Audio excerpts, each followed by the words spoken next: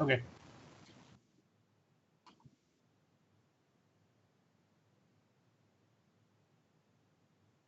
Yeah. Yep.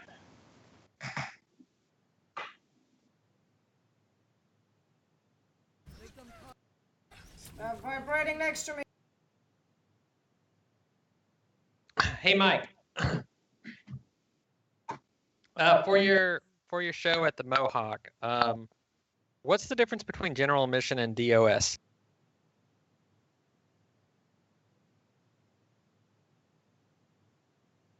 Yes.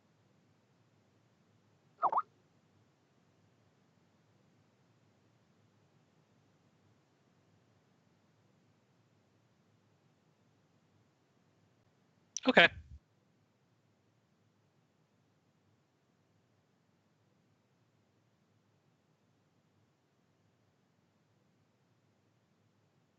I was asking for the link to the tickets.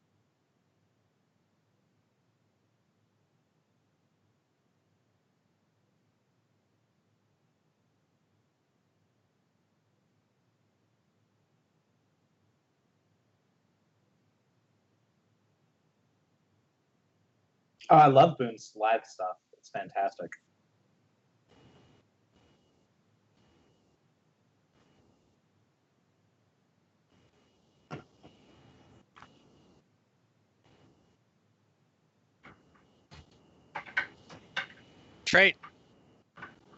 Trey's going to be there as well, right? Oh,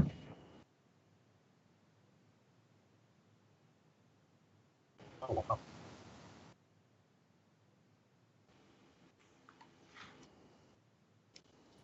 Are we all set? So, I just realized that entire time I was at the Let's Party sign up, and I didn't, and my mic was muted, so they were hearing you guys, but not me. Awesome, great. All right, well, let's. Well, they came to hear us and not you. Yeah. Yeah. So let me do that. Let me do that guy right there. I don't even think anybody's watching right now, so that's fine. All right. So let me just test this because all right. So if you guys can take a look at the oh really? It's right there. All right. What then? What is if you okay? If you take a look at the screen, I'm gonna put that right there for the moment. The Twitch screen. So this is. So I just want to. So this is sort of representative. Now, obviously, the lights are not there, but I just wanted to kind of like this is sort of representative of that canyon that you guys were kind of like along. Oh, that we were gonna like look across. That we were looking across or whatever. Yeah. And the thing is, like, and I just want. The real reason I brought this up is because while you guys are. So while you guys are kind of sitting there, whomever of you is sort of on the well actually why don't we get you guys why don't we get one of you guys to make a or why don't we get all of you to make a perception roll, all of you except for those of you that are holding lights. Except the ones that are holding lights? Yeah. So we've got two lights. So one of them is being held by I think I'm holding Airloser. one of them, yeah. And is it me or you, Matt, that would have a second light lit? I don't like. Yeah, I figured it would be the two dudes that weren't like the melee guys, or possibly melee guys, which would be Cuddy. There's oh yeah. No, I don't have a light. Now he needs both his hands for his gun. Yep. Well, yeah, but our lights can be literally anything. Yeah, well, but Airloser's sword is illuminated. Yeah, right? we're talking about the last game. We're not making it up now as to who's holding the light. There were. Well, I think only Airloser actually had a light at that. Right. I think the Airloser who I've been keeping his sword lit, and then Sigfroy tossed his light down in the crevice and just hasn't yet relit it. Oh yeah, you're right. Oh yeah, okay. So I guess I could make a roll. So perception check. Yes. That's under abilities? Should be under skills. Under skills, yeah. Skills, yeah.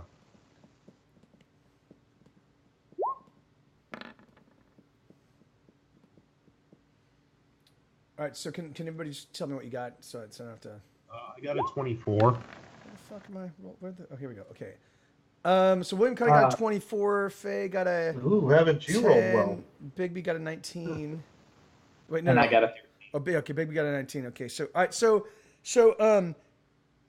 We'll say that. Yeah. So William Cuddy and Bigby sort of far enough out of the light that you guys notice, and you can see it here on this picture. Like you notice that there is like off in the offing, like so if you just kind of follow along the canyon, now that you're probably looking at maybe like a few hundred yards, but you can definitely make out there definitely seems to be some sort of like green light. There's definitely we lost Craig. What? No, we lost your video. Oh yeah. You turned off your video, man. Don't do that.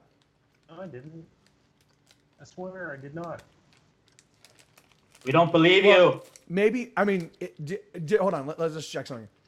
Did you suddenly turn very gray in a gray room with, and do you happen to have, is your hair, you got a photo back. There we go.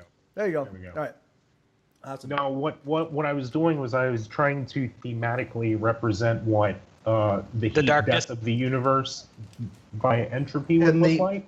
The spinning circle was like the absence of light, like fading or something, right? Exactly. You guys got it Oh, perfect. You mean it's what was going on in William Cuddy's head at that time? Just like Yes. I mean, it was Loading, while he still was loading. like dying, while he was dying of the mange and everything, Yes. and stuff. Yeah. The mange. You notice some strange discoloration about your crotch. Yeah. Like, it's green.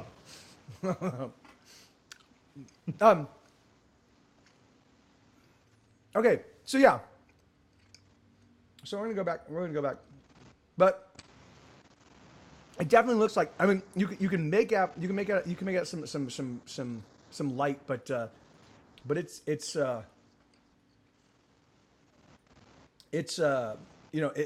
pretty far away. But it definitely looks like it's not like. It definitely looks like it's unnatural light. So is there? So do we want to try to cross the chasm? Well, it's actually on your side of the chasm. It's just further down. We just finished killing the spiders, right? Yes. Yes. Okay. That's basically where we're at right after killing the spiders. Yes, and you guys haven't yet. You guys haven't yet explored. Remember, there was sort of there was sort of like that. We went left. We didn't go right when we came in the room. Yeah, right? and you took it all the way. You took it all the way to the canyon. Now you were walking. You were walking along. And there were like you were walking along what was or tiles or something. You were walking along tiled like a tiled surface until you ran across maybe about 20 yards from the lip of the canyon, and then there was a staircase leading down to like just now natural canyon or natural cave formation. And then that led to the tiled edge. On the tiled area. There definitely seemed to be some sort of like concrete structures. You weren't able to really you needed to get closer to be able to really discern what they were, because they were staggered at like intervals of maybe about 15, 20 yards.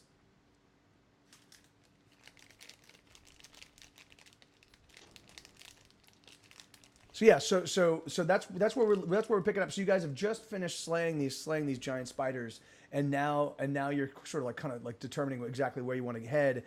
And both William Cuddy and Bigby both note that there's actually light ahead. It definitely looks like it's unnatural light. But it's coming from our side of the canyon. But right, but not but further along, yes, not back the way we came. Yes, that's correct. Okay, well then I say we go check it out. Oh wait, Sure. we need to get to the other side of the chasm, right? No. Well, I mean you can. Oh, if you want to collect your crossbow quarrels, then you can. That's kind of what I was getting at. I definitely. I have So a suggestion. we've got three directions. We've got an eerie light coming from, and I'm just gonna say north. I don't know which direction we're actually going, but we got an eerie light coming on the same side of the canyon we are north of us. To the west of us is across the canyon. There's something over on the other side. And to the east of us is an area we have yet to explore. No, that's the area we came from. That's the tiled No, but area. there's when we came in the room, there was an entire area to the right. Northeast of you. Northeast. So you guys went just straight east. You did not explore so now. But like northeast of us, there's a whole bunch of stuff that we haven't. Yes. The room went further east when we entered the room. We just decided to go left. We decided to go west. Yeah. But there's like an entire area that's east of us from the door, and God knows what else is in the rest of this room. So we've got tons of stuff to explore. I don't know if we want to spend. I don't know if we want to like try to get across the canyon. If we think that's what we don't know where we need to go. Well, I don't know if we want getting across the canyon is going to be. That's going to be labor difficult. intensive, I would think. Yeah. What we can do is we can tie a rope onto Siegfried, and then you could just try and throw him across. Yeah, I can just throw Siegfried across. No. Or we could like tie a rope to a crossbow bolt. Throwing that out there. No, I think the first option is better. Mm-hmm. I wholeheartedly agree. I don't think anyone has a grappling hook, which is what we probably need. A crossbow bolt's not going to necessarily embed itself securely. There's an old human paladin saying that says, "There's no grappling hook like a halfling." How far across is the chasm, and how far can Erloser throw Siegfried? Not that far. I'd say it's maybe 60, 70 feet. I think we should try though. I mean, yeah, it's entirely possible. It's entirely possible to give it an attempt. I mean, you never know until you try, right? That's true. So we should just get like maybe a backpack or something, because let's be honest, Erloser's backpack probably weighs about the same as I do. How far can you throw that backpack? Yeah, but a backpack doesn't have like claws. I'm not saying throw the backpack across the ledge. I'm just saying throw the backpack and see if you can throw it 60 feet before throwing me over a ledge. You're no fun. I pick up. Are there any loose rocks? There are. Yeah. Of course. There's. All right. I pick up a sizable one. Okay. And I lob it across the canyon. Yeah. And I look at Siegfried when I do it. I'm like, I lob it, and I'm like, see. And how far does it go? Does the rock make it across? Yeah, of course it does. Was the rock of equal size and weight as I am? No, it was a rock maybe about a quarter size of the base of a baseball. I look at Siegfried and I'm like, see? Look, maybe there's and I point and I'm like, look, across the canyon. I threw it, see? Maybe there's a bridge further up, where the light's coming from. If nothing else, you've just lost a couple of bolts. Yeah. Where the bolts are across the canyon? Yeah. Right? Yeah. Shot light across so we could see. No. He missed the spiders. Oh, that's right. But at least they went. They didn't go down into the canyon, so you know they're over there. Yeah, I say we should just travel up the canyon and see if there's not an easier way to cross than trying to throw some rope across and do some sort of, acrobatic. So by the way, my acrobatic skill is like negative. All of the the floors are stone, right? No, the floor heading up to about 20 feet by the lip. If you go back from the lip of the canyon about 20 feet, you run across a staircase that's made of stone. It's like mason, like masonry stone, and then that staircase leads up to stone tiles upon which you guys, and it was a huge room, and there were columns, right, the room. But my question is what is the because if we're gonna shoot something over there, if we did attach a rope to it, would it be if it's stone, it's obviously not going to be able to, whatever crossbow we have isn't going to stick into the side. But if it's something softer, is what I'm getting at, it might actually be able to stick into the side of the ledge or whatever. You're saying you're hoping that there might be like a wooden something, a tree or a wooden edifice or something that you could actually fire into. And then wooden necessarily. Something maybe like mud, a clay.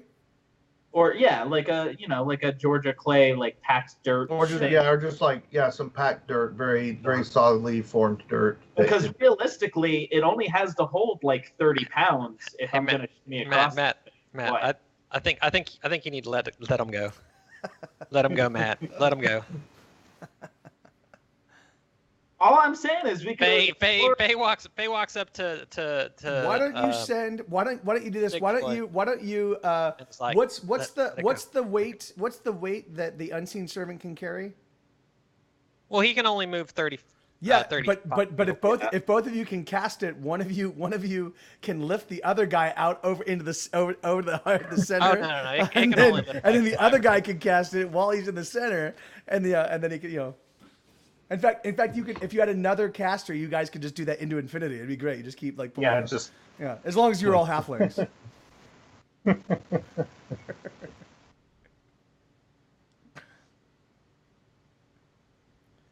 So what do you? Like, I need to hear what you guys are planning on doing. I think we're gonna head to the light. Check out. Yeah, the light. I think we're gonna head again. I don't know the direction we're going, but northish. The rest of you are just moths. Going towards the light. Never mind. Yes, like moths to a flame. Moths. Yes. Oh, moths. I thought you said mocks, like it was some sort of like Magic the Gathering reference that I just didn't get. Moths. I see. Okay, moths. Okay. So yeah, we'll head north towards the light. Okay. You could say we have a lot of moxie. Yeah, no, that's moxie. true. So I just want to real quick make or just check in with you guys. So are all of you kind of like traveling this way together? Like are you traveling en masse? Are you sending a scout up ahead? How are you guys approaching this light? I am doing what I always do, which is stay behind the guys that are 3 times my height and 10 times my weight. And not 3 times. We're like a little over twice. Yeah, and 10 I weigh times 30 pounds. So and you're saying that they're 300 pounds. They're 300 pounds and about 11 feet tall. I thought I was like to 3 him, feet tall. yeah. What? I thought I was 3 feet tall. Yeah, so you're saying they're 9 feet tall. Yeah, and we're like so they're 9 feet tall and 300 pounds. That's what you're saying. I said twice. I said twice my height and 3 times my weight. No, you said 10 times. Yeah. You said 10 times. You said 3 times my height. I assume that I'm assuming that his male full body male armor puts him from no. It makes sense. It makes sense. You're as a wee person. You have a tough time kind of like qualifying actual heights. You're like, yeah, he's like 9 feet tall, something like that. Yeah, he's like 30 feet tall. He's like 300 pounds, 9 feet tall. Whatever. Yeah, it's like he's a fucking big job. Hey, I'm gonna stick with the fact that plus armor, he probably weighs 300 pounds. Probably not. Oh well, then armor's like. You're not. I'm gonna say you're not banded plate. You're not wearing. He's not wearing full plate. So. Well, while we're moving up, I can actually send Bigby out ahead to scout. He's got stealth and he has low light vision, so he should be able to go check it out and then mentally report back to me what it is he's seeing. Okay. Yeah. Perfect. So so I'm assuming so now what are you guys doing with your light? Well, we don't have. Well, Airloser can just sheath his sword, which will put the light out until he draws it again. So yeah, until it goes out. It only lasts like 10 minutes or something. Yeah, but we've just kind of assumed at this point. So that's what I'm. Sorry. So you guys notice this light up there? You're like, Faye's like, all right, let's send Bigby. Let's have Bigby check it out. It definitely when you guys first were walking towards the lip of the lip of the canyon. You didn't like you guys certainly didn't see that. You guys didn't notice that light. So it's definitely a recent occurrence. And so Airloser's going to sheath his sword to block out the light and let Bigby kind of make his way out. So one thing that I would like to point out that hasn't really been mentioned is that how often have we gone towards the light and it been a good thing? Should we just go back into the darkness? Hey, You know what? Actually, it's only got to work one time. Actually, what you could do is you could just jump from the face of the cliff, and then just end it all. Be like, fuck it.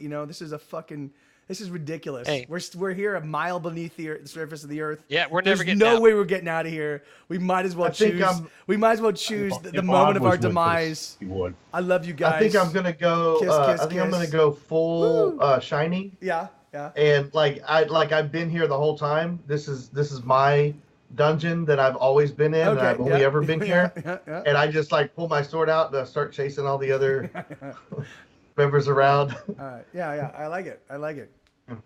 Say here's Airloser. I like it. So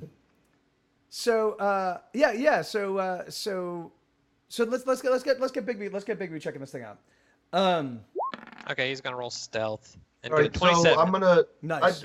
Is there any ambient light at all besides the one we can see? For if I sheathe my sword, are we still able to make each other out? Or is it pitch black? So yeah. It is pitch black. It is pitch black. You guys, after maybe a minute or so, your eyes do adjust enough to be able that you can actually see. You can see when looking the direction of the light, you can definitely make out each other's silhouettes and stuff like that. You can't really it is still brutally dark, Because the only thing I'm worried about is getting ambushed if we put our light out. I can still see pretty well in the dark. I've got low light vision. Yeah, he's a half elf, and All right, so we're gonna rely on you. And you also do have I know it's crazy, but you also have a sense of hearing and a sense of smell.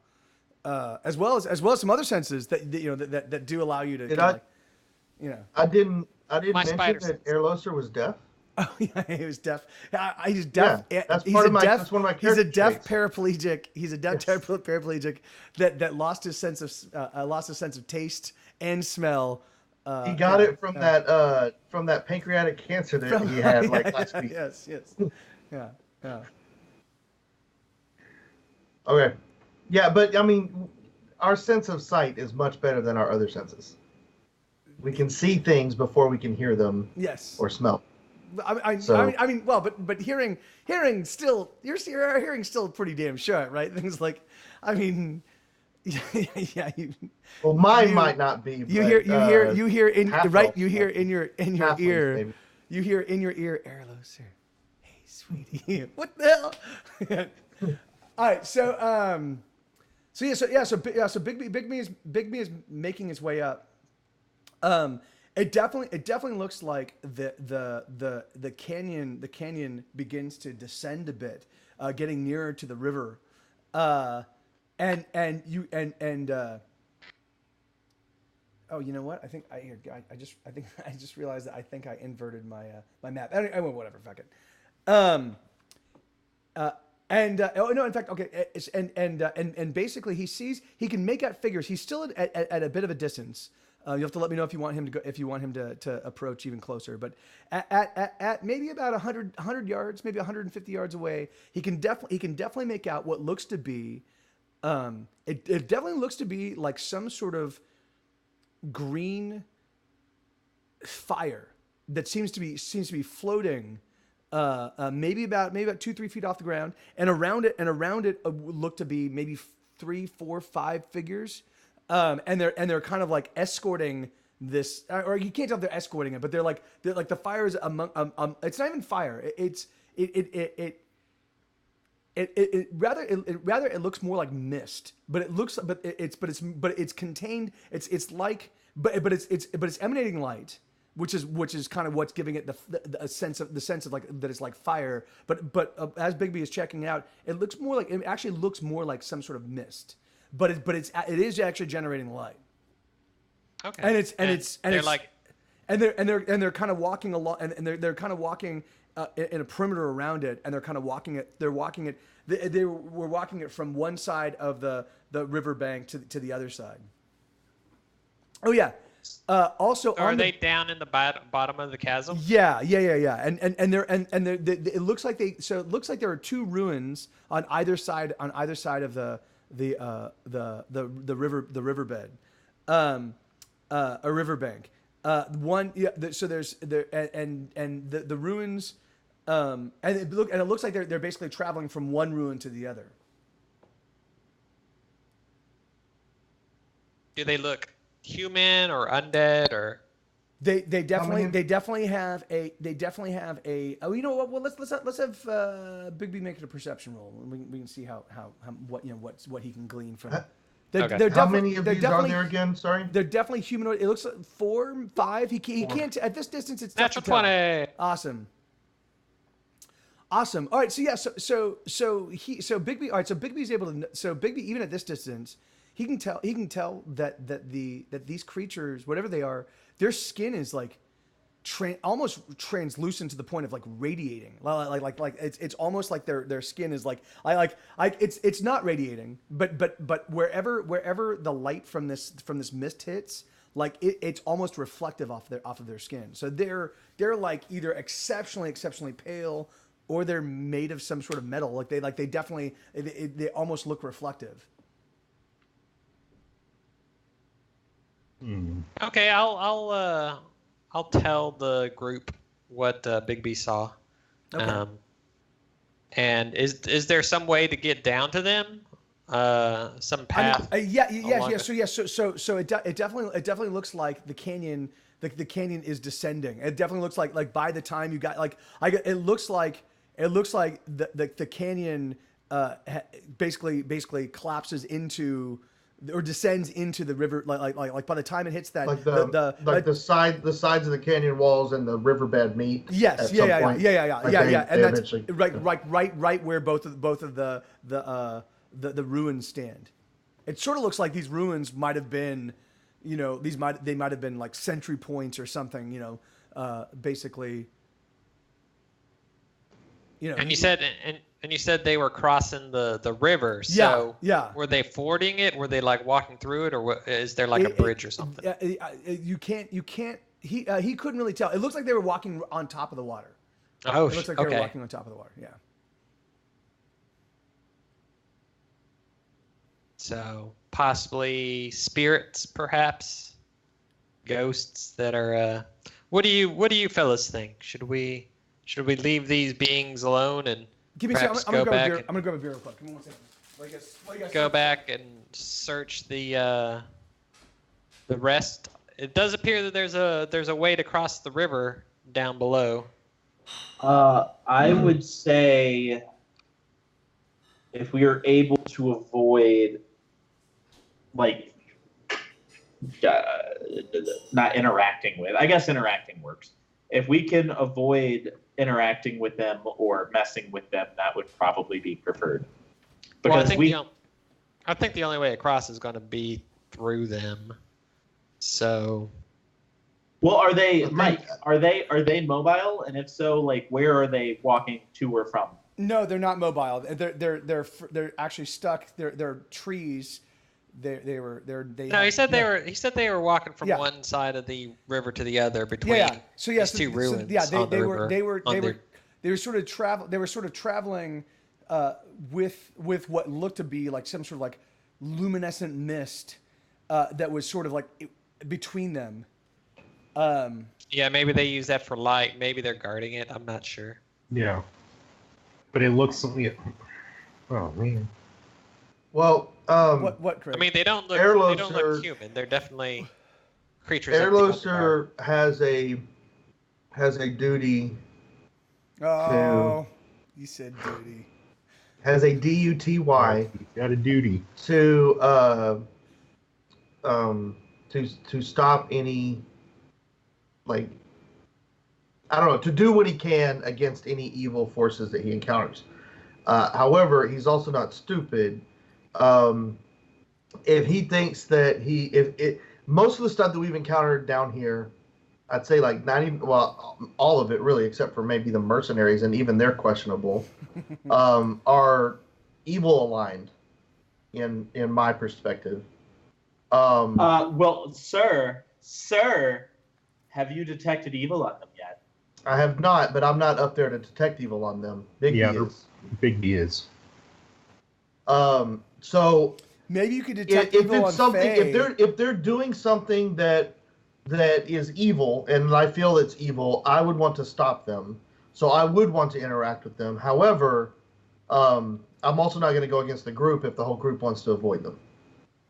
So I'm just trying to state what my character would feel like he needs to do. Well, I don't believe that there's a chance in hell we'll get to the surface without encountering something. Yeah. The way back, the path that we didn't take might be worse. It appears that it's just 4 of them, and There might be 5. It's at a far enough distance that it's a little bit difficult to make out all the figures. But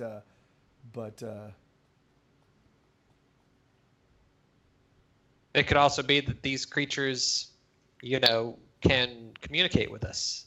If someone doesn't go charging in and attacking them at the first opportunity, perhaps we can learn something down here. I draw my sword and start charging on Oh man. him. No, I'm joking. you from 150 yards away, you just start screaming. Yeah. You start screaming. And I just start screaming. "Ah!" About halfway, about 75 yards. And he runs so slow because of his heavy armor. Yeah. Yep. And once I catch my breath, I pick my sword up and I start charging again and yelling. Yeah. That's awesome. Yeah, it's all right. So you guys are so you're gonna approach. You're not gonna I approach. say we approach. Well, You're gonna hide. I think I we don't need know. to go that direction anyway. Yeah. Especially if we want to retrieve someone's precious bolts. Oh yeah, that's right. Yeah. So But I think we should be smart about it and try to find as much about them as we can before we encounter them. so Well, yeah, So- Bigby can watch them. Yeah, like watch them from a distance, see what they're doing, try to evaluate their actions or behaviors. Are they engaging in any sort of ritualistic activities? So, Are they while we're moving devouring up- any children? Are they, While we're moving up, I'll have Bigby move in closer, actually within 50 feet or so of them. yeah. Have Bigby take another. Have you Bigby make another perception roll? All right, you got a 25 on the Okay, all right, on stealth, sure. Hold on, let me. I make and some rolls now. he got a 18 on his perception check. Okay, awesome. Give me a second. As he basically moves to right outside the light of their their glowing fog. Yeah. Well, hold on. I just need to make some rolls here real quick. Dig-a-dig-a-dig-a-dig-a-doo. Dig-a-doo, dig-a-doo, dig-a-doo. All right.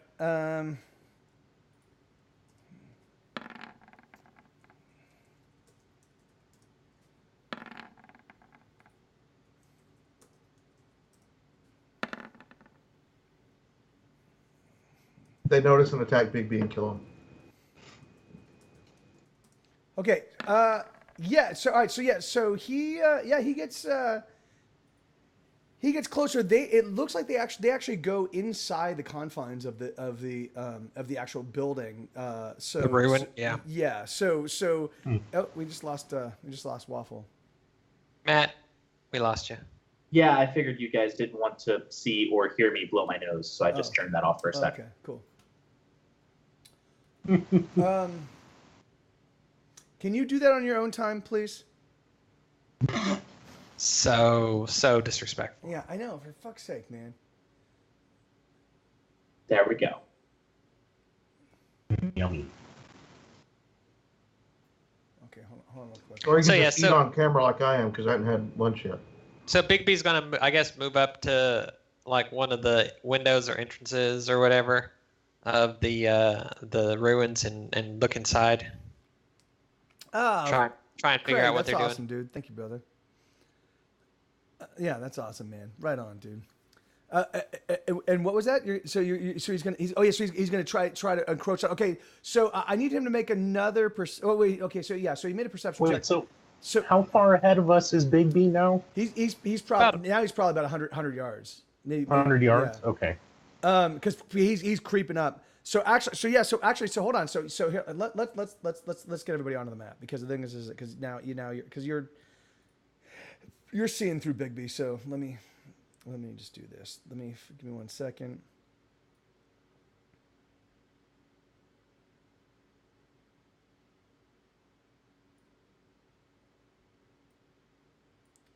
Oh wait, hold on. No, hold on. I have to turn off the the names real quick. The names will be I need to turn off the name templates until you guys figure out what these things are. Fine, I'll go to a different tab. No, you can't. You're not in this tab, are you? Well, no, I'm saying I'm watching the stream. Oh yeah. Oh shit, you're right. Fuck. Oh, well. Yeah, I should switch to the D. Okay. Anyway, well, fuck it. Whatever. All right. So yeah. So Big B's right here. So Big B's making his way up to the thing, right? And then Big B. Correct. So here, Big B notices. Wait, curses. God damn it.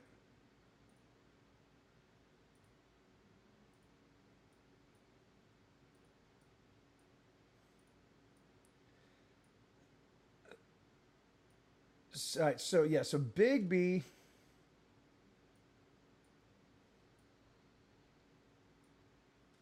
Big B notices that there's actually 2 sentries posted. One is actually up on like within some tree branches. The other one's on top of one of the like the crumbled fort wall. Hold on real quick. There's trees down here? No. There's it's not trees. It's what do you call it? Like a column? Yeah, like stalactites, stalagmites, that kind of stuff. Yeah, sorry. There's the image I have has trees, so I was like, yeah, it's trees, but it's not trees because obviously you guys are underground. So all right. So yeah, so you can take a look at the map now. So, or you can take a look at Twitter. You can hold on. Let me bring you guys over so you can actually take a look at the. Hold on, real quick. Wait, stop. Don't look at the map. Or whatever. Fuck it. And let me bring everybody over here. I'm gonna get all the players over here so you guys can take a look at. Here we go. All right. So now you can hop in on you can hop in on Roll20. Oh, so they're across the river. Yeah. So they crossed here. Are you looking at Big B right now? When we first when you first saw them, when you first saw them, they were crossing this way. You know, there's Big B, and then they kind of made their way up. They made their way up into that like rotunda, and so Big B kind of watched him kind of disappear inside, and now he's there. He's positioned where he is, and you can see, yeah. And so there's that. So I see the one guy. Where's the other guy? That guy, and then there's another guy right up here, and it's like a misshapen stalagmite that he's kind of found a perch on. But there's a river that was able to get across. Is it like here? Like where are we? Yeah. So the river is exactly Well, right we don't. there. You don't know. Well, okay. So Bigby was able to cross it, and they apparently just walked like on top of the water. They floated across it. Yeah. Right. But my point was that if Bigby was able to cross, I assume that means most of us should be able to cross. Yes. Unless you're really short. Well, that's why I said I did say most of us, and I would just have to like hop on somebody's back. So hold on. Actually, hold on. Sorry for just for a second, because actually, what? And let me see if I can find something. Oh, well, I'll just draw it. Actually, where it looked like they were walking on top of the water, there's actually stones. Here, I'm just gonna draw them. There's like a stone, there's stones that are sort of like flush with the surface of the water, and they make So like, to a lay person, it would look like somebody was walking on water. water. Yeah, but it's actually there's actually like a little pathway over the river. I just thought they were really religious. Yeah, Well, yeah, and yeah, floating. they are, Yeah. and that's great because they are. I thought they had a lot of faith. Yes, and they did, and that's why they got across. So yeah, so that's basically what you guys see, or that's what Bigby sees. You guys are still maybe about another like 100 yards behind him. What do you want Bigby to do? And so Bigby at this range, he could actually make out more details of the two people sitting, and it actually turns out, yeah, they're just ridiculously pale. Like their skin is like devoid of, like, it's like they're fucking like super white skin, like Elric of Menibene, like white, pale. Oh, these two guys, the guys not Two inside the scouts. circle. Yes, yeah. Oh, gotcha. Yeah. Hmm. Do we want to try and talk with him? Yes. Yeah. Why not? We don't know that they're evil or anything like that. Although, odds are they probably are. I mean, this dude looks like he has two lightsabers, and the other guy looks like Voldemort. So. Well, maybe we should just call out from across the river. William, what is a lightsaber? And who is Voldemort? Oh, my friend. A lightsaber is the much lighter version of a heavy saber. Yes. Well, yeah. It's the naval version. Also, Airloser has a saber of light. He has a saber. I thought it was like a very bright saber as opposed to a very dark saber. It's a lightsaber. Well, no, the dark saber is no. It's a saber with about 10% of the calories. Yeah, as a normal, like half the fat. Yeah. It's got half the fat of a normal saber. Yeah. So how about we take a position in these ruins? And the ruins on the other side. On the other side, Sure, we can sure. call across to them. I mean, there's no way Airloser is sneaking across the river. Yeah, and that's the thing. Big Like, B, you guys don't have. I mean, okay, so it's and I'm just going to offer some suggestions. Like, it's entirely possible that you guys could ambush them, right? You could get set up on the other side and then find a reason to get them to come check it out, and you guys could ambush them. But yeah, we could have Big B maybe attack and then flee retreat. back across. Yeah. So but that's attacking first. These people might know a way out of here.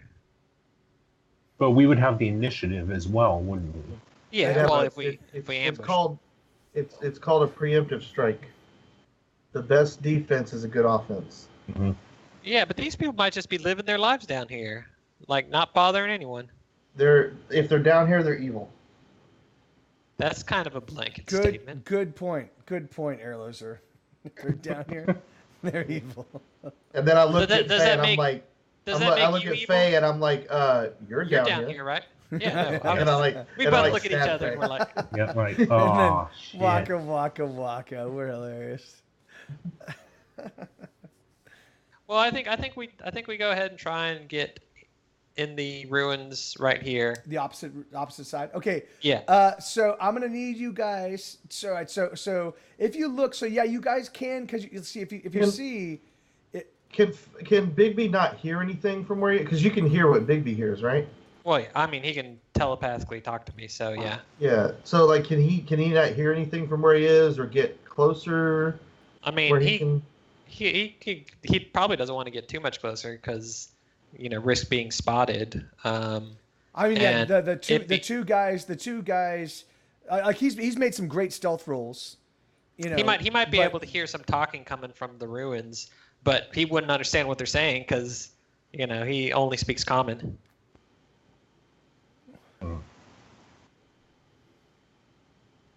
I'm just trying to think. I mean, I think our options are either to Either lure hide 'em- out or Yeah. go and get them. yeah, I would say Well, like no. I Or- would volunteer as like somebody to go and make a initial Bigby could- introductions. Oh, well, I mean, I think it's I mean, probably 'cause guys- I would be less of Do a you- person that might be scary than Bigby would. Do you guys have some cameras? you're a big crazy guy in armor with the shield and sword. Yeah, and I'd You're say, pretty scary looking. and I'd say, hey, ho, what's up there?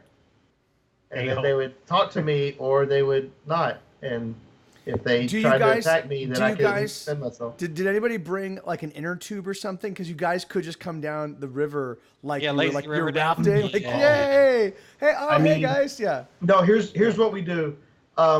We take some rope and we take 2 cans, and we tie the rope between the 2 cans, and we shoot one of them. Oh no across no no no the- no no no Telephone. no no! Possible. Oh yeah. No. What you could do is you And could take and then we have a phone that we can talk to them with. could take the 2 cans and you could tie them to Bigby's tail and then let him run around like and then they'd be like, what the hell is that?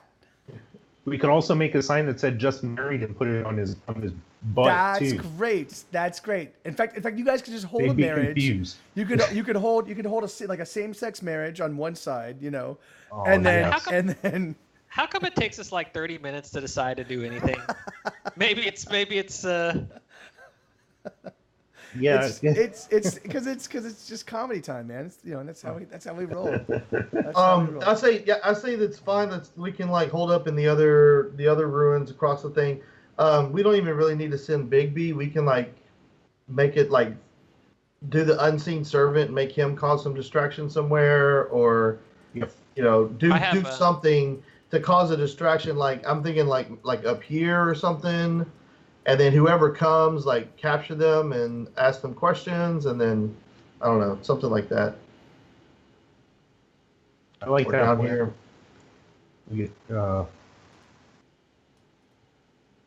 So yeah, I say we go over here into there. Are there windows overlooking? Doesn't Sigfried have ghost sound? Oh shit. I do. Yeah, something like that. We can just make a distraction. I mean, we got magic. We can make a distraction with almost anything. In lieu of that, I can throw a rock. Apparently, I can throw it at least 100 yards. So are we ambushing them? Or are we just attacking them outright without trying to talk to them? I thought we were gonna like shout across the river to them, but Yeah. but from what's behind some cover inside that. Well, that's one in this option, area. but then we kind of lose the element of surprise. So You're the one saying that they might be good people. Why do we want to lose? Why do we want to have an element of surprise against them? That's what I'm saying. I'm saying we can set up in the other ruins, call out to them, see what they do. If they try to attack us by crossing the river, then we can, Gun them down. possibly, yeah. Or I mean, if they. I mean, you guys 'cause have we have magic and firearms. Yeah, you have firearms, 2 crossbows, and then Magic. and then magic. You've got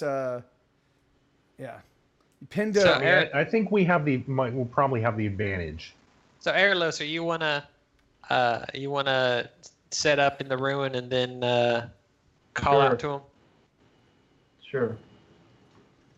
Okay, so you guys, so if you guys look, you're gonna have the way you get around, you're gonna have to wait. Hold on, Airlifter. No, you're gonna have to come around. You're gonna have to come around this way, right? Mhm. Right. Yeah. Come around to the side. Yeah, you're gonna have to come around the side, to actually get in there. Well, that's fine. That puts more of the building between us Yeah, and them. yeah, exactly. Okay, so hold on. So Airlifter, so hold on. As you are kind of creeping up, you actually see there is. So I just need to make a perception roll. This guy's gonna make a perception roll. All right.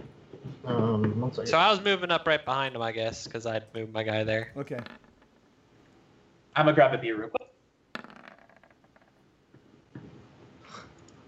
I didn't see him. I got an 18. I got an 8. Okay.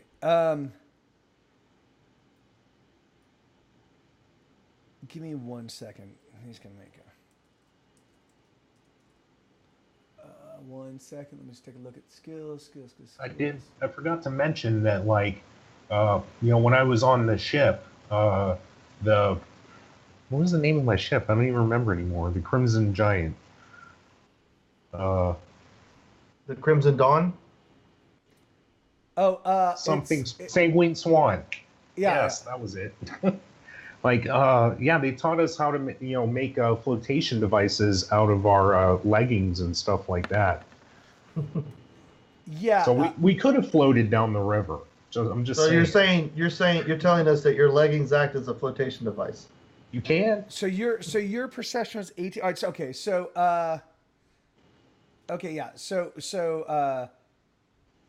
So you guys don't actually. So here, let me see. So yeah. So you. Let me move to. Okay. So So you guys don't see anything. So you don't notice anything. You don't see anything. And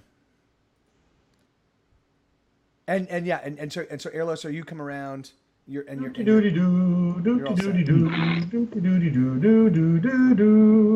So there are windows kind of like at every kind of few foot intervals here. It specifically looks like there's lots like along this place there's plenty of windows for kind of looking out and kind of over the river. Like there's lots of there definitely seems to be like crenellations. Yes, and well not even crenellation. I mean they're actually they're actual windows. Yeah, they're built into the stone, stonework windows. And they're pretty sizable, and they're rectangular, so they allow for lots of they're not tall. Like they're kind of good for they'd be good for shooting bows through. So they kind of provide you a little bit of cover, but at the same time you can still aim wherever you need to aim.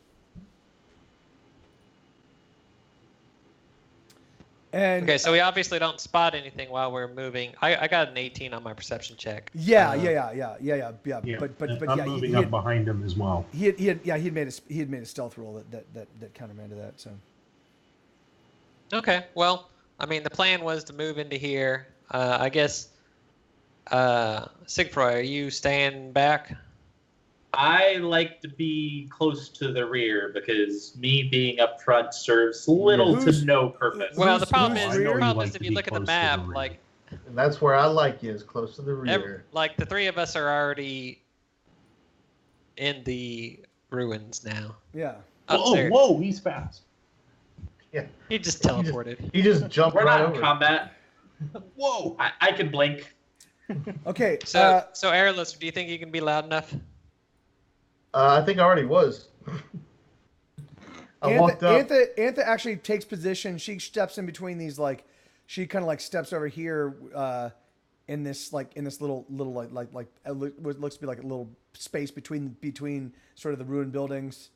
Taryn, I walked up singing I'm a paladin and I'm okay. I pray all night and I sleep all day. Yeah, right on. Well, is he retarded? Who? Yes. Airless? Yeah, I'm asking one of the other party members because he's. I'm like I lean over to Sigfroy and I'm like, is he retarded? I think he was dropped on his head many times. All right. Everybody. No,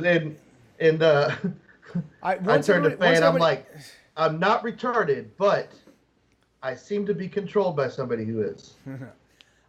Can I get you guys to all make a perception roll? This is gonna be a difficult one, but you guys, yeah. Oh yeah, watch this. Boom. Wow. All right. Fuck, dude. All right. That could have gone badly. I rolled the same. I rolled the exact same perception roll. Yeah.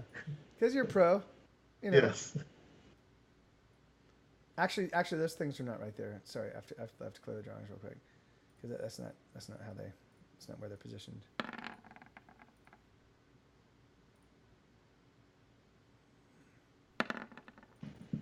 They're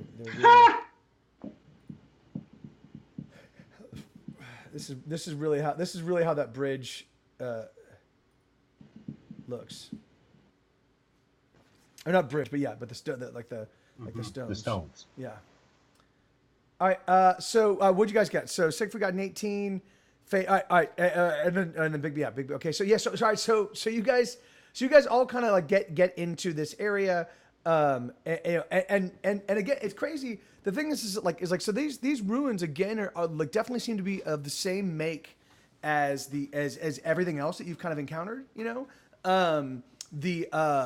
Ancient Elven. Yeah, like it definitely seems to be ancient Elven. It definitely seems to be, but these ruins seem to be have suffered more wear and tear than like say even the area you just left. And it definitely seems like these ruins in particular actually suffered damage that looks to be like battle scars. There definitely seems like you definitely look like it definitely looks like some sort of like heavy shot or heavy like ballistas or things of that nature, like actually kind of punctured some of the walls. Where is there evidence of like rusted armor or anything like that laying around? No. So other stuff like that. Other than the actual masonry, there's nothing in this there's not even like there's no like everywhere else you've been has kind of had furniture. Like everywhere else you've been, it seemed like the people that lived there just disappeared. Like it was like literally like in the middle of what they were doing, they just disappeared. Or just died. Or just died. Yeah. Way. That's where you saw all the skeleton, like the skeletal zombies and stuff like that. But this area looks like it's been picked clean. Like this is like all, but you do notice, and you do see that the buildings themselves. Let me make sure that everybody can see this in the stream. Yeah, so that building, it's like, I mean, the masonry's been destroyed. It definitely looks like it's taken damage. It definitely looks like, I mean, again, if you guys like, there's no way you could actually get a ballista in here. There's no way you could get a trebuchet in here. There's no way you could actually get siege weaponry in here. But it definitely looks like it's been impacted by siege weaponry. Except you don't see there's no there's no cannonballs. There's no big trebuchet There's nothing stones laying around. Yeah.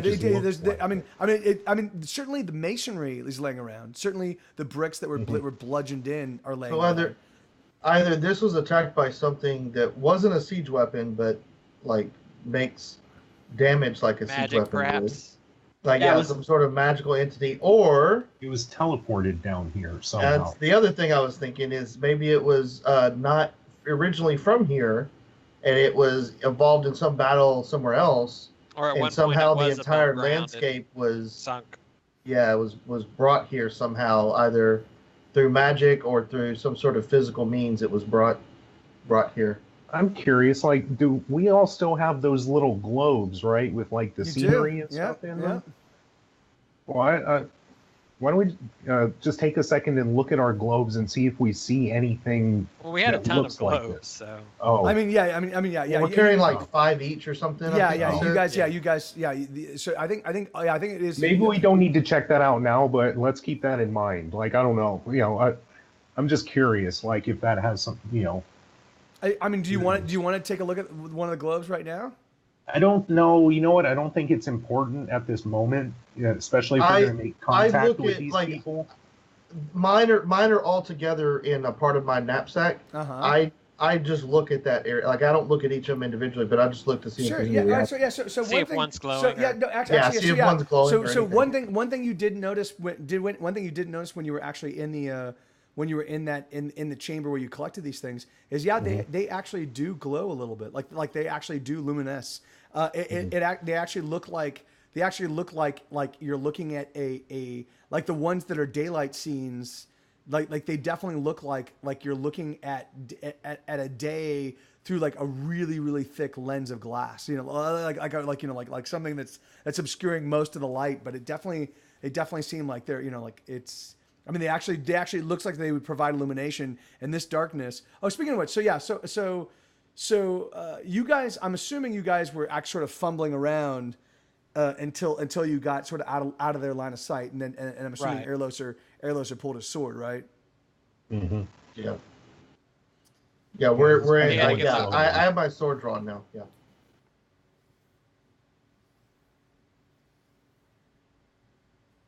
So real quick, I do want to make mention that if with your sword drawn, Erlo, sir, you are now illuminating that entire little chamber you guys are in, and that's going to probably be pretty visible to the people across the river, right?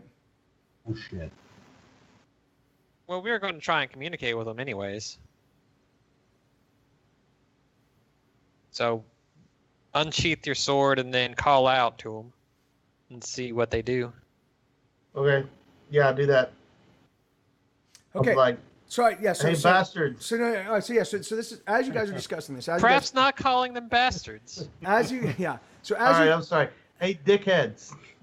as you guys are discussing this, as you're looking at all this and discussing Worst this, paladin ever.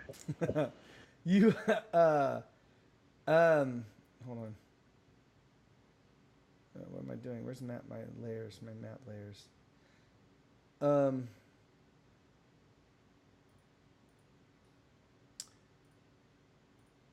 Yeah. William Cuddy actually is like sort of leaning against the wall, and he looks up. He looks up almost right across the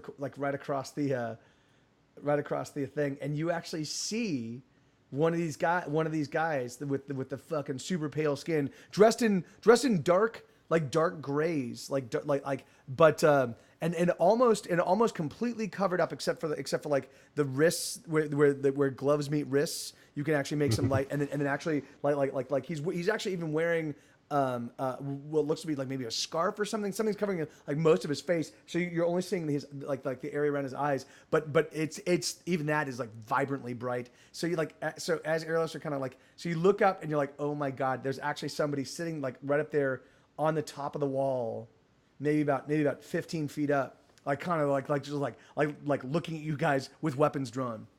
Oh, this guy here? Yeah. No, this guy here. This guy right here. Oh shit! Yeah. I didn't even see that guy. Perfect reaction. Perfect reaction. yeah. I was like, oh yeah. What? And he's ready to attack. No, I mean, yeah, his weapons are drawn. He definitely looks like he hasn't attacked. He definitely looks alert. It looks it looks like he's got a couple of different options, for movement. Like it definitely looks like he can jump on the other side of the wall. Yeah. Well, so I see him out of the corner of my eye, I guess. So I swing around and say, "Halt! Who goes there?" So we're all like, what? Yeah. So yeah. There's like, somebody up there. What are you talking about, William Cuddy? I go there. I'm right here.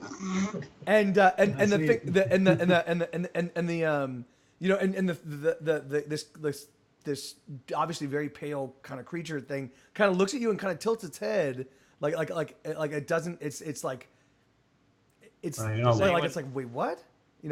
And it says something. It says something in a very mellifluous. But you can't. It almost sounds like it almost sounds like it's singing, like a little bit like it's musical, and it's got a strange cadence. But it's like, it sounds like it just like spoke a couple notes, of something. Like you're like, what the? In Elven, I say like Elvish or something. I say, do we hello. see him? Who are you? We can all look to where. Yeah. He hasn't told us where yet. Like, no, well, you can see where William Cuddy's looking. I mean, William Cuddy's obviously addressing this thing, So and you can tell he's looking. Yeah, but this. like you said, perception had to be high. So I don't know if we can. No, now that we know where he is, can we still see him? Yeah. Okay. Yeah, the thing is like he was. I mean, his coloration. It really only was the fact that you could see the between his wrist and between his like sleeve and his glove. And like this little narrow band of his eyes, but as you're looking up there, you're like, that totally looks like it's somebody, and then you're like, oh fuck, because it is somebody. Shit, Yeah. So I say, Ao, what's Ao, up, friend? Ao, How you go? Yeah. Yo, Ao. what's up? How you go? Sup with you? Ho there. Yeah. Are you speaking common stop or? with your ho there. Yeah, I'm just in I don't think I know any other languages. I just know common. Or maybe Elvish. I think I know Common and Elvish. But yeah, I just say, you know, and you say, but I call him friend. And you Like, and you say sorry. you say hello in Elvish, Faye. Yes. All right, yeah. So and again the And we stand non-threateningly. Like I don't hold my sword up at him. I have my sword down by the side. I'm not in a defensive stance. yeah, okay. Yeah, Like, when I'm I trying, turned like, around, I through just body kind of language. pointed at him. Yeah. Hey. So yeah, and this like this creature fellow person like looks at you and so like and again there's like this kind of strange like lyrical kind of like like it's again it sounds, it doesn't sound Elvish, maybe. I mean, Well, it definitely, so and it's not Kokali, right? Because that was a very rough type of language. yeah. No, yeah. It's certainly not any of the barbarian halfling tribe languages. At least not as far as we know. as Matt can tell. Yeah. But yeah, it's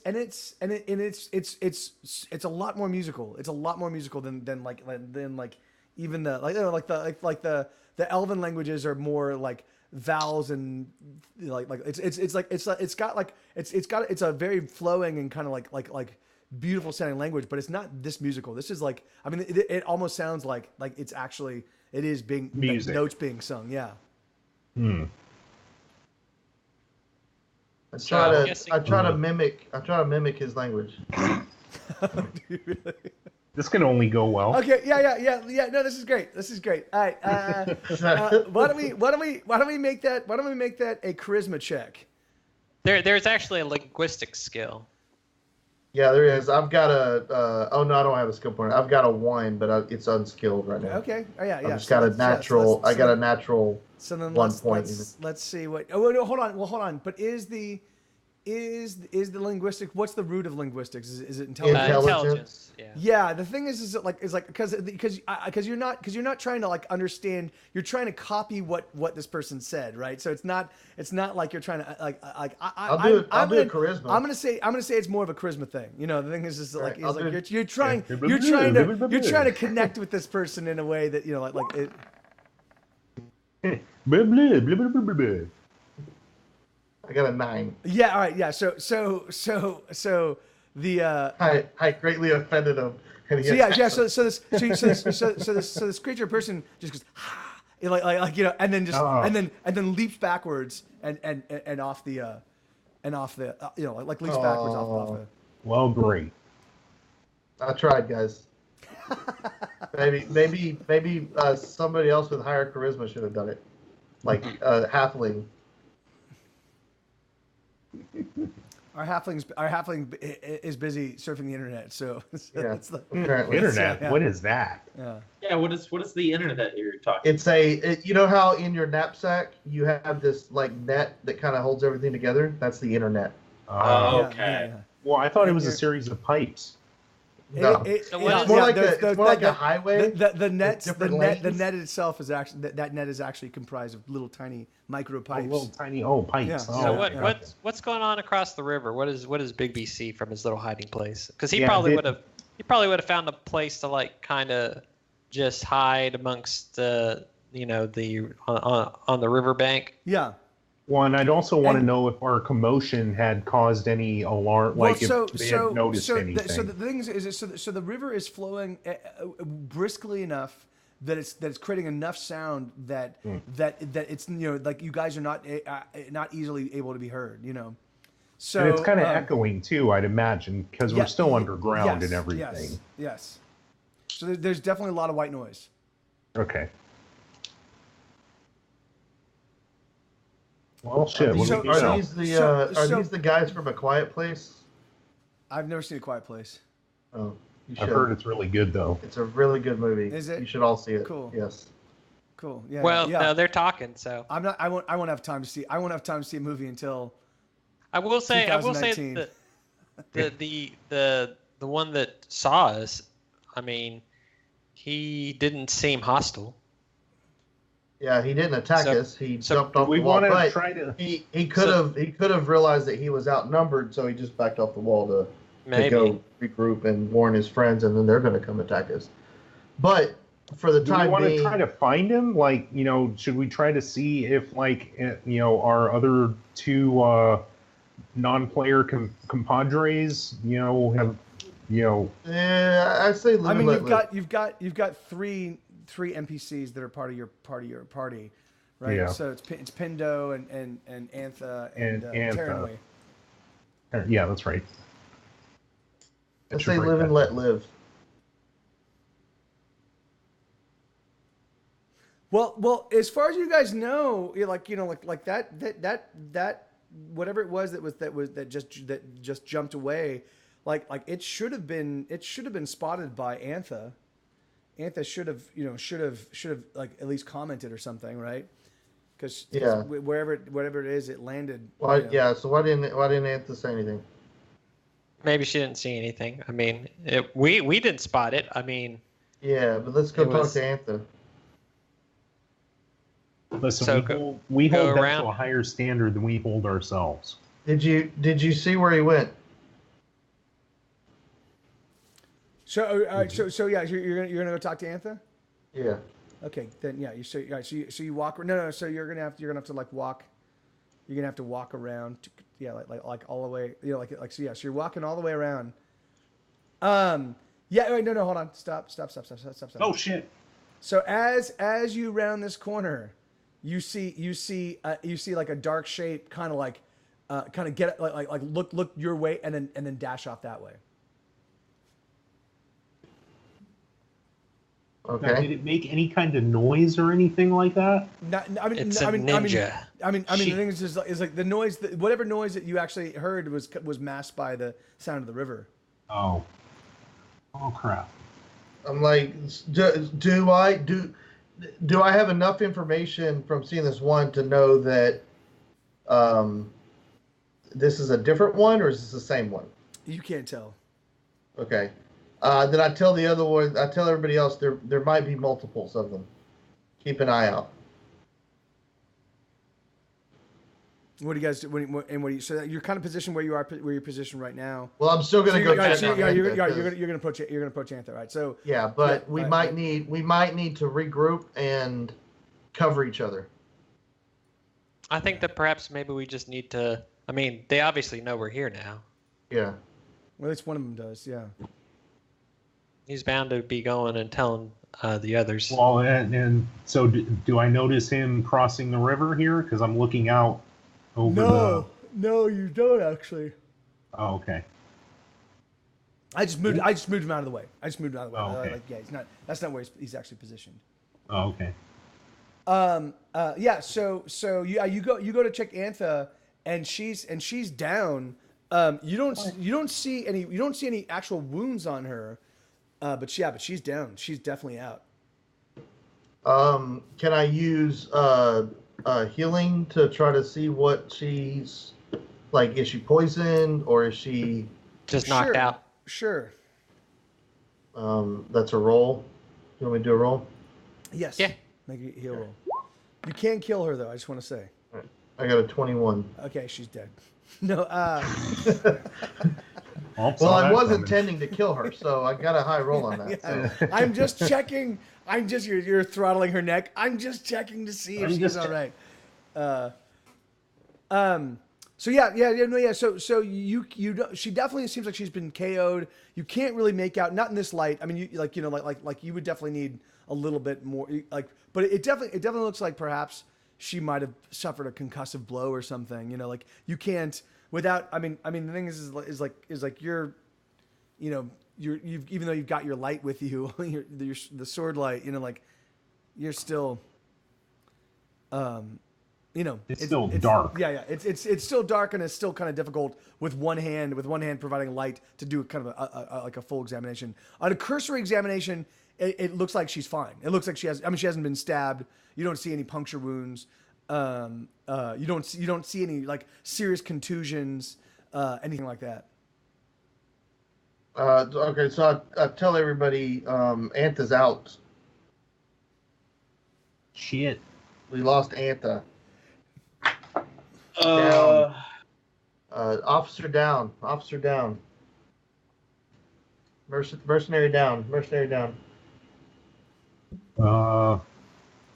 Was she breathing?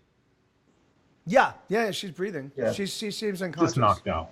She's just knocked out cold. Like, I can't tell if she was poisoned or if she was beaten unconscious or what. But she's unconscious. You would pretty quickly start seeing signs of if it was like physically beaten. Can you guys Like, can you guys go ahead and make a perception roll? Oh, I can always make a perception roll. Boom. Oh yeah. It was terrible. I'm very perceptive about when I need to make a perception roll. I got a 7. I'm just not very perceptive about. Ooh, Sigfroy. Ooh, Sigfroy did good. All right, so Sigfroy, you like so while you're listening to all this, like you hear what sounds to be like really in the upper ranges of your hearing. You hear this what sounds to be like this weird high pitched like fluttering whistle like but it's like 2 octaves higher than that. So it's really really high and shrill and so light that you almost couldn't like. You're like, wait, is that like you know sometimes I'm not sure if you guys remember back in I mean you're all younger than I am, but there's a point in time when I was a kid you could hear when TVs were turned on, you would just hear this high pitched. You'd be like, oh, it's that kind of sensation. You're like, whoa,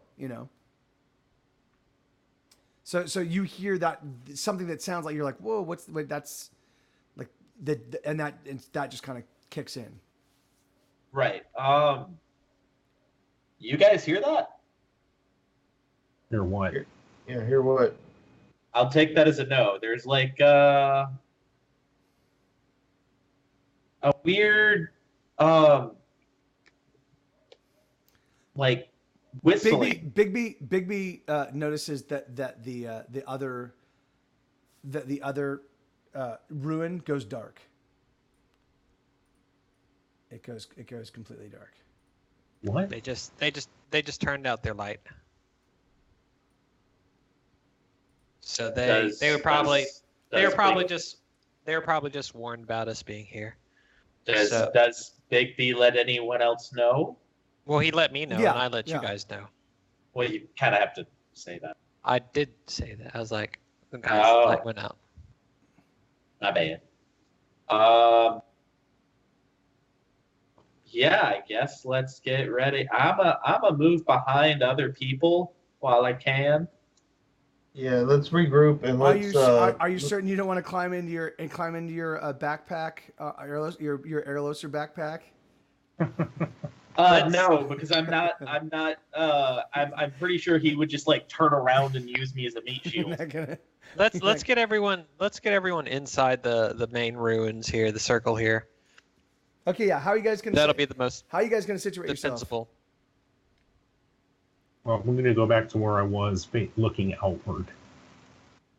I'm a be in the center as much as I can be in this little grid. All right. So, Airloser, I'm assuming you're pulling Antha in. Yeah. I'll run over and try and get Terranweed's attention. Okay. Or go check on Terranweed. So yeah. So where are you running? Okay. You're going all the way around. Okay. So yeah, when you get there, Terranweed's not there. Is she? Or she's MIA.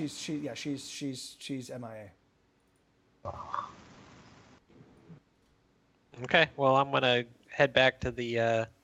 She probably got captured. I'm gonna head back to the ruins then.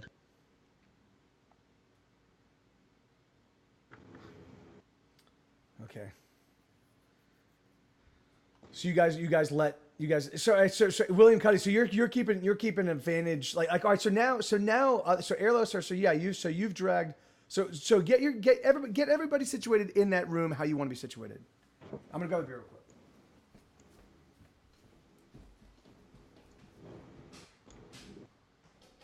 I'm assuming this is the only way in. Yeah, well, but besides the walls. yeah, it's obvious that they can. At least some of them can probably just climb up the sides. Well, because that's how that thing, got the drop on us.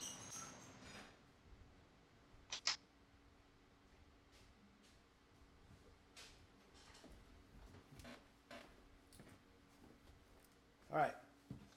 So yeah, so get situated. I mean, where's Anthony? I mean, I need you. So Erlo, so you're gonna be at the front. You're gonna leave Anthony. So, I mean, outside I can't move anybody else, so I can only okay, move yeah. myself. So where do you want Anthony to be? She'd be behind us, I guess. Yeah, just kind of maybe right here, kind of in the center, or like over here by the wall. Okay. Like where there's not. Where's she situated now? Yeah, where they can't like easily, because they can't pull her over this way. I'm assuming they can't pull her out like this. Like yeah, no, I mean, no. They'd have to come in. They'd have to come in here or here over the wall. And the wall is basically around 15 feet for the most part. I mean the wall like this section of the wall. This is probably about 12, 13 feet. This is probably about 15 feet. This section is probably about 15 feet. This section is probably about 25 feet. So and then again 15 feet here. This is probably about 25 feet.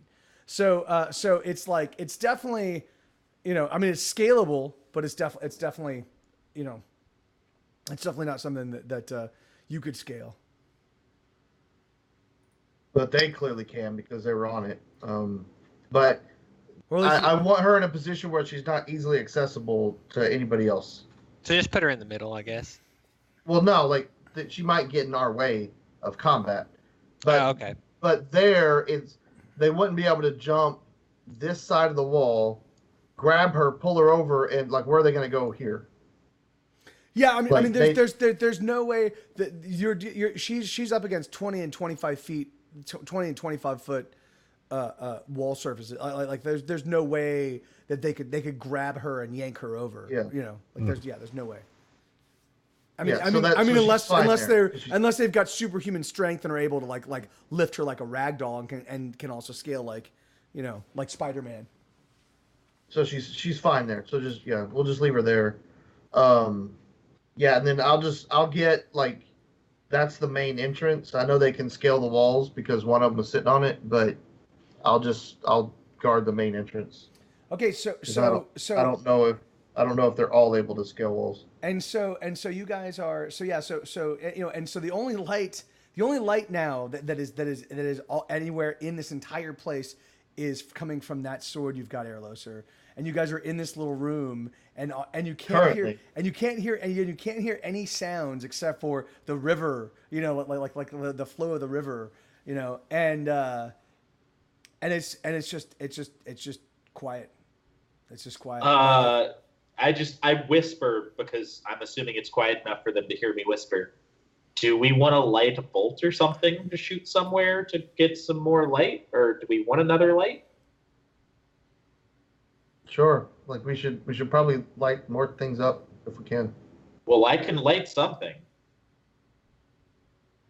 Why don't you try? Is it too far to shoot that bolt over into the other? Into where they were, like to see if there's any kind of shadow or something, like if they're actually gone. Am I leaning to the wrong side? Yeah, I know. Yeah, I mean, you just keep moving around. I'm like, fuck it. All right. We can take the light off my sword and light something else so that we have visible light. But yeah, I mean that might make sense. That might make sense is to like maybe get something in the up like have some overhead light, because your only light source right now is a sword tip.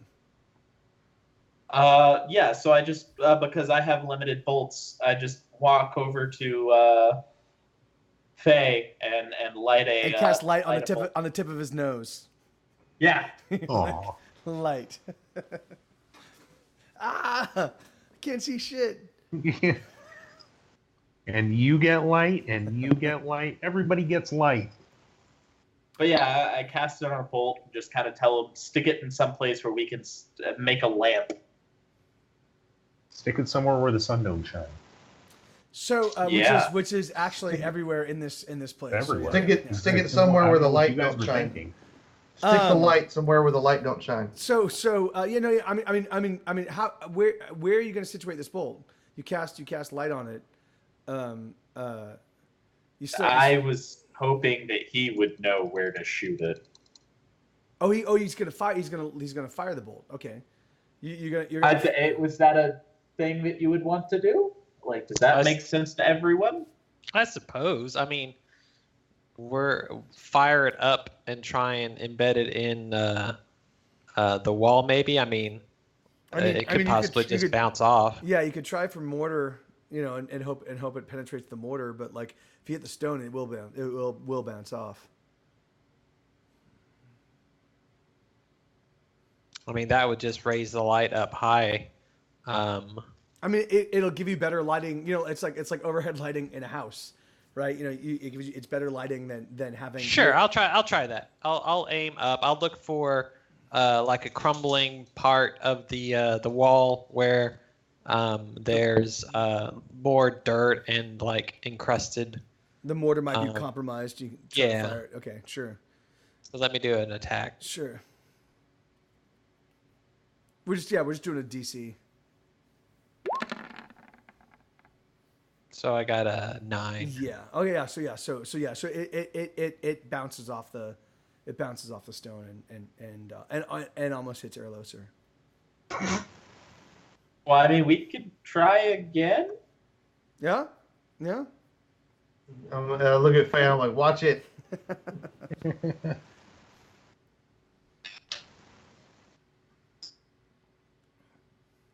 I guess I'll go pick up the bolt and. I want to see the light, but I don't want to see the light. If you know what I mean. I guess I'll try again. Aim for a different section of the wall. Sure. Got a 21 that time. Yeah. All right. Yeah. So you fire it again this time, and it just buries itself right in the mortar. So now you guys have it's probably about 18 feet up. And and it provides enough light that I mean you guys are kind of backlit, but yeah, man, it's much better light than you've had with the sword. You still also have the light on the sword, Erloser. Somebody want to do something about that? I mean, do we have? Yeah, I think light can be turned off. Yeah, I could just. Yeah. It's the same cantrip can remove it as. Right. I'll just dispel it since it was my light. Okay. What is Bigby hearing over there from his hiding spot? Oh yeah. So he does have a low light vision. What's his range? Is it dark? Vision. Does he have dark vision or low light vision? Low light vision. He can't see in total darkness, but. All right. So if there's like some like background lighting from say our light. Yeah. So there's a tiny there's a tiny bit of light escaping from through those little windows. Right. Plus he's also got scent, so he can smell. Yeah. Like he can actually smell people moving around him in complete darkness, and he's got like decent hearing. Yeah. So he can definitely tell they are moving. It doesn't seem like it does. I mean, again, he's hearing wise, he's also competing with the river. Smell wise, he can definitely still smell like they haven't. He can still smell their scent. They're not leaving the area. Nothing's approached him. And maybe about 30-40 seconds in, he can smell a different scent that he hasn't smelled that's a new scent. A new scent. Yeah. So our enemies now have a new scent. No. It's just another entity that he hadn't something smelled. I was thinking of it like an advertisement. Maybe they brought some other. Our enemies have a new scent. Like Calvin Klein. New and improved. Yeah. New and improved scent. It's a nude scent. It's a naked scent. Nude scent. Yeah. Yeah. What do you guys? I'm gonna have. Actually, I want Bigby to see if he can find Taranwee. Oh yeah. Okay. See if he can smell her. Yeah. So he's gonna go towards where last she was. Well, he's gonna go. She was on the other side of the. He'd know her smell, right? Yes. Because we've been traveling with her. Can he smell her anywhere over there or? Well, Yeah, he's gonna.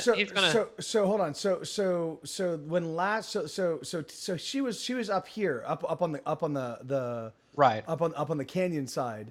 So he, in order for her to pick up the scent where she last was, she would have to come all the way over and around to pick up that scent. Well, that is if she stayed on that side. If they knocked her out and then took her across the river. He couldn't pick up her scent on the other side of the river. You're gonna make that assumption and then check it out. Okay. So where's he going? Well, he was up here. He was up just here. Just to see if he can smell her anywhere near there where they might pull her across. So he's going to travel along the edge of the river, like smelling for her. Yeah. Like down here, maybe. Have him make a perception roll. Okay.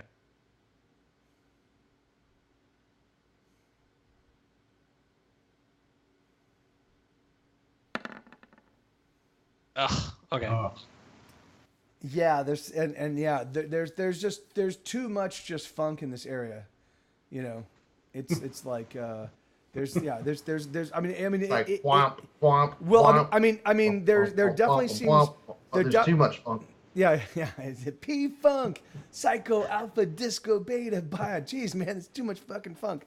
I can't smell anything. There's too much funk here. No, but again, like there definitely seems to be, particularly like along the rocks and all along this part of the shoreline, there definitely seems to be some sort of like strange fungus growing that is all particularly pungent.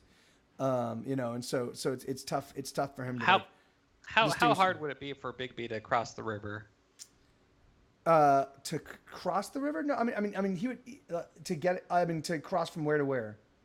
From where he is to where Terranwee was. Well, how did he get over there in the first place? That's a canyon face. So getting up here, that's about 15 or 20 feet to scale. Oh, he'd have to come. He'd have to go all the way around over to here. He'd have to go all the way to the top and go up. Okay. Well, no, he's going to.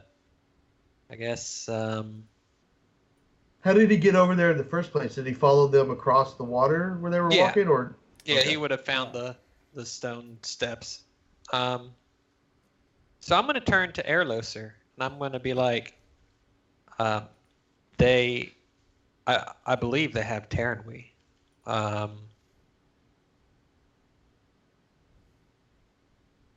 It's possible that one of them grabbed her while we were chasing the other.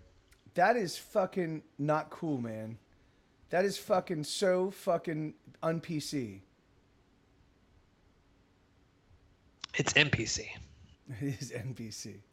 That's non-PC. That's non-PC. It doesn't appear that they're coming here. Should we go and try and if we go, we need to stay together. We need to stay alert. Well, obviously. Can you wake? But we have Anthe here. What do you want to do about her? Can someone wake her up? Yeah, do we have smelling salts or anything like that? Where was Bigby when this? So you send Bigby down. You don't find Terranwee. And so right. you're letting so Bigby's kind of waiting down there for instructions. You're now talking to Airloser, right? So that's basically where we're left. Is Bigby's where he's at? You guys are talking. Okay, good. So what's the consensus? I mean, maybe we just need to go across the river. I mean, they didn't kill Anthe, so perhaps Terranwee's still alive. Yeah, I think we should cross the river. I mean, there's based on what we, observed before. There's nothing over here anyway. Right. Not on this side. Maybe there's something over there. So, do you want me to light your sword again?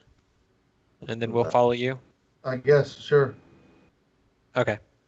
So we'll make it obvious that we're not. Well, actually, put your sword up because that way you're less threatening, and I can light your shield. And so you can just walk with that, and we can try and not be as threatening. Mm-hmm. So what do we do with Antha? Just drag her, man. Just grab her by the hair and just fucking yank her along. Well, does anybody have like a medical kit with like smelling salts or anything? We could try to wake her up. I've got healing, but like I've already no, tried to heal her. No. I mean, you were tending to her when she was, you know, when you were in that little alleyway between the two buildings. I mean, now you have more light and you have more time. I mean, you could definitely try to revive her. All right, do it. Yeah, we want to probably. I guess I'll try again. Sure. Yeah.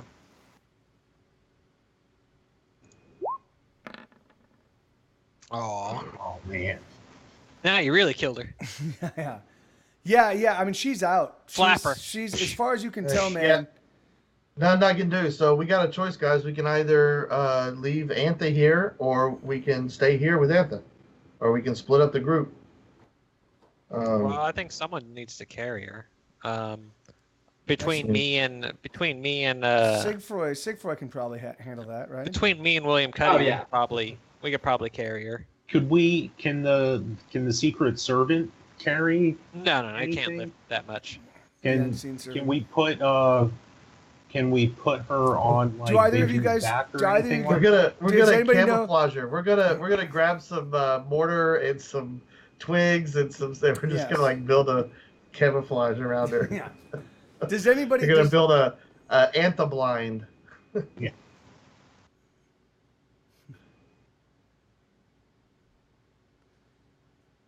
What do you got? What are you guys gonna do? What are you gonna do with her? What are you gonna do? How are you gonna? I mean, I'll.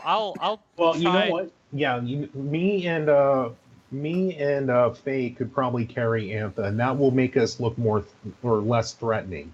You know, if we have Airloser in front, you know, and then two of us are carrying somebody, then it doesn't look like we're trying to ambush. It's like, hey, you know, we are preoccupied. We can't attack you. Or, you know, something like that. I think it would make us look less threatening. Yeah. So I agree with that. Okay, so that's so and so what's your marching order? It's gonna be Airloser in front, and then the two of us carrying Antha. Yeah. And then Sigfroy taking up the rear. Yeah, and as usual. And then Big B will meet us on the other side, right? Right, and Pindo will. And weapons.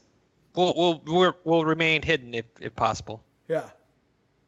I'd say weapons at the ready, but maybe not drawn. Yeah. Well, they did attack one of our people and apparently two of our people. We don't know where the other one is, but she's missing, so we're assuming she was attacked and kidnapped her. Right. Okay. Yep. Well, let's do it. Okay. So yeah. So you guys are all wandering out. So we're gonna let's just get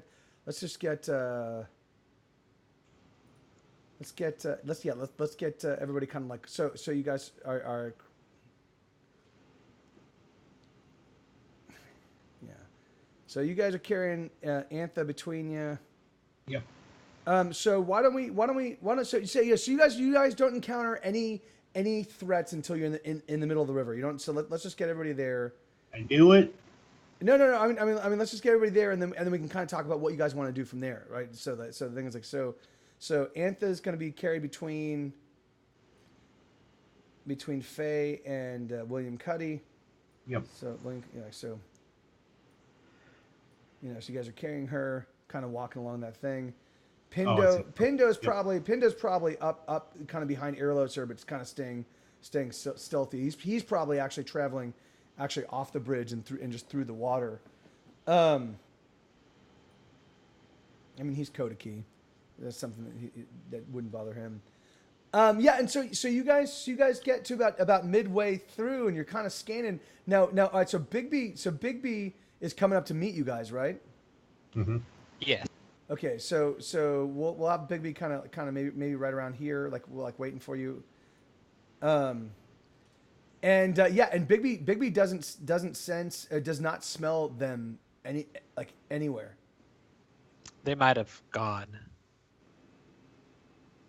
They absconded with one of our. Maybe. I mean, Bigby can prisoners. go over to the other side and work his way around to where she last was and try and track her that way. Perhaps they didn't grab her. Perhaps she just ran off. Or Stupid. something else grabbed her. Stupid git. I mean, she probably wouldn't. I mean, Run off by herself yeah, at this yeah, point. yeah. With a mile of mountain between her and the outside, much less, like what, 3 weeks travel between here and St. Martin. Yeah, that's pretty much a suicide mission. Well, the other two ran off. Yeah, well, I mean, yeah, They ran back to the. They ran back to the safety of one the- safe zone that we'd started at. Yeah, she might have So they're decided probably to run still back there. Yeah, that's true. She might. Yeah, have. past all those zombies. Well, she might have decided to run back to the skull room and just hold up there. Yeah. She's like, this is my new house.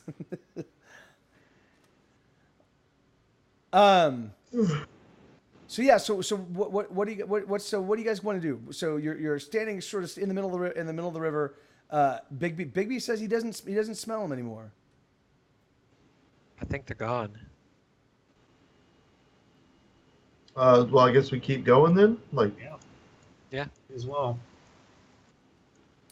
So you're gonna cross the river and then where are you gonna head from there? Over to where we last saw them. Yeah, check. So you're gonna go into that courtyard. Check it out. Okay. Why don't we send Bigby up there to check it out? Yeah. Sure. Why don't we send somebody who's expendable up there, like Bigby? I bolt this way to go look for my crossbow bolts. So yeah, Bigby's going to move into the ruins here where they were. Okay. Yeah. And very much like the other room, it's devoid of anything. Like it's just masonry. It definitely looks like it too kind of suffered from what looks to be like siege attacks. There's no furniture. There's no anything. There's no doesn't even look like there's a fire. It definitely looks like it's it definitely looks like it's not like the place that someone would want to hang out or hold up, for any reason. I mean, not without. I mean, maybe if they were carrying their own bedrolls or their own whatever, but there's none of that here. Okay. Well, does Bigby smell? Has he smelled Terranwee anywhere on this side? No. Yeah, Okay. there's no. So I'll tell him to come with me and we'll go back over to the other side. You'll tell who? Bigby to. Oh yeah. to Oh yeah. come Okay. with- Yeah. Okay. Awesome. So we're gonna go check where Terranwee last was. See if we can pick up her scent. Oh, okay. Yeah. So you're gonna go all the way back to the other side. Okay. So what are the rest of you doing? Because they're coming back down here. What's everybody else gonna do? I'm gonna stay behind the big tank. So you're basically you're basically Airloser's tail. So we're just gonna split up again. We're just gonna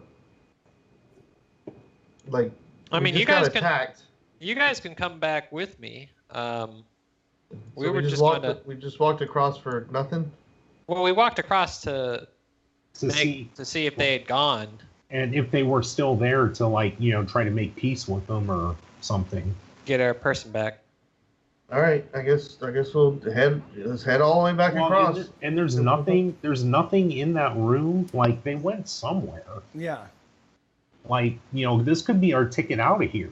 Like out of this mile deep dungeon. I don't know. And the crazy thing is that, like, Bigby doesn't pick up, like, it's not like, you know, like there's, it's not like there's a trail of scent that leads out, you know. It's like they just disappeared from here. It's like, I mean, there's the scent of them is still in that room, but it doesn't suggest that it's laid anywhere else. Yeah. So they just perhaps teleported out. Maybe. Yeah, that's what I was thinking. Like, they just went somewhere, they disappeared. So whether they teleported or whether there's another magic mirror, you know, like the one that I shot up that got us stuck in here in the first place, or what, you know. Okay, so for the search for Terranwy, what do Bigby and I find as we're searching? Hold on. So we need to figure out if everybody's going to follow you over there, if they're going to stay where they're at. Well, I think Pindo might come with me, but so everybody else is staying kind of where you guys. So I guess we're just going to split up again. That's what I'm asking. Is that what you're doing?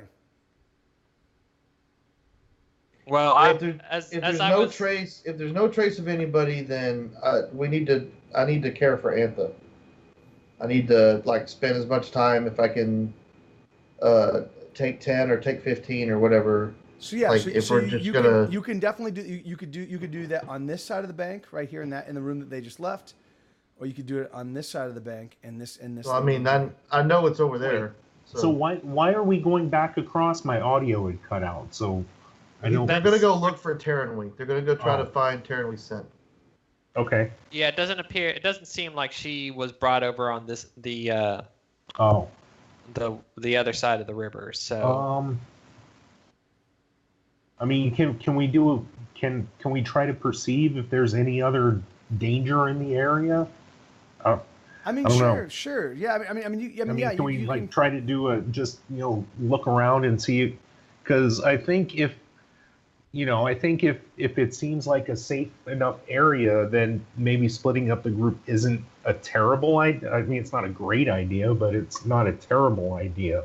Well, it's not like we're split up like very far. I mean, yeah. If something happens, like, we can move towards each other. It's I mean, I just came over on this side to check. Yeah, but so you apparently said we can't really hear across the river, so Yeah, I don't know that's the how other we thing. would know if something is. I have a spell for that, but now you said the little stones provided like some light. If I pull one of those out with my and Bigby's low light vision, would we be able to see well enough to like not run into things? I mean, probably not.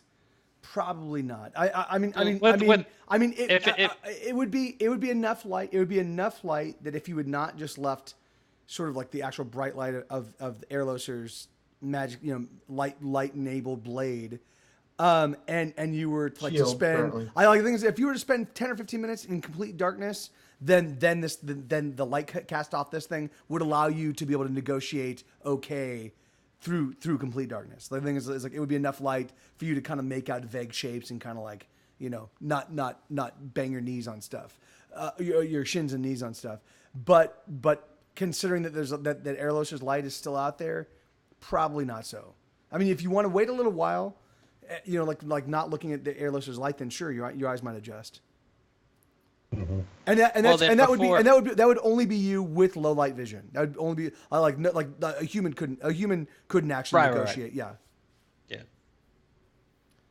So it's basically. Well, are you? It's basically like having like a cool a pretty bright glow in the dark item. Like, I don't know if you've ever been. I don't know if you've ever been in like really dark places with a glow in the dark item. But you're like, oh, cool. It's actually pretty bright. Yeah. When it's really dark. Yeah.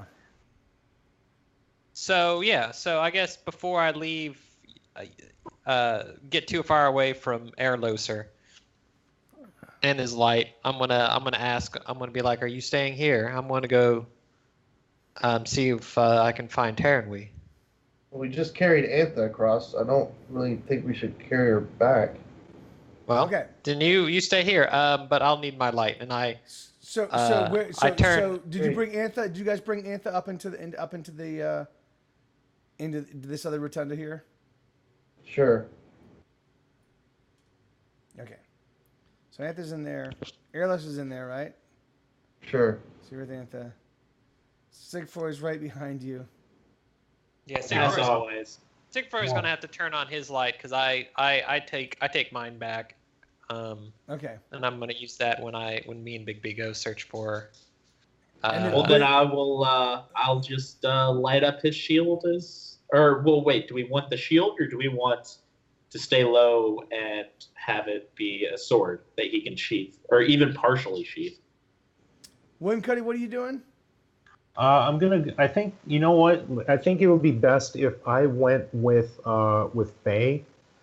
Okay. Because then, you have, even though Antha is knocked out, like if Erloser can revive her, then that's a group of 3, and then if I go with Faye and Big B, then that's a group of 3. So that increases everybody's chances if something happens. We're not going to, yeah, hopefully, we're not going to go too far. We're just going to go check it out and see if we can pick up her scent. Okay, so technically, where's Pinda? Because we're technically a group of 2.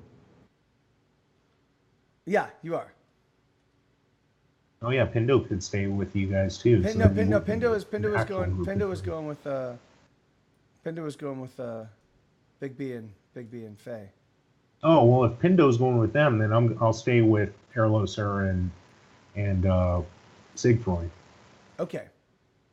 So all right. So hold on. So let's. Put your. All right, let's back up a little bit. Put yourself. I need Faye and Big B to put yourself at where it is that you cast light, where you turn off Airloser's light and you turn on your own. It'd probably be like right here as we're stepping. Get you both you guys situated like that. And Pinda's on this side. Okay.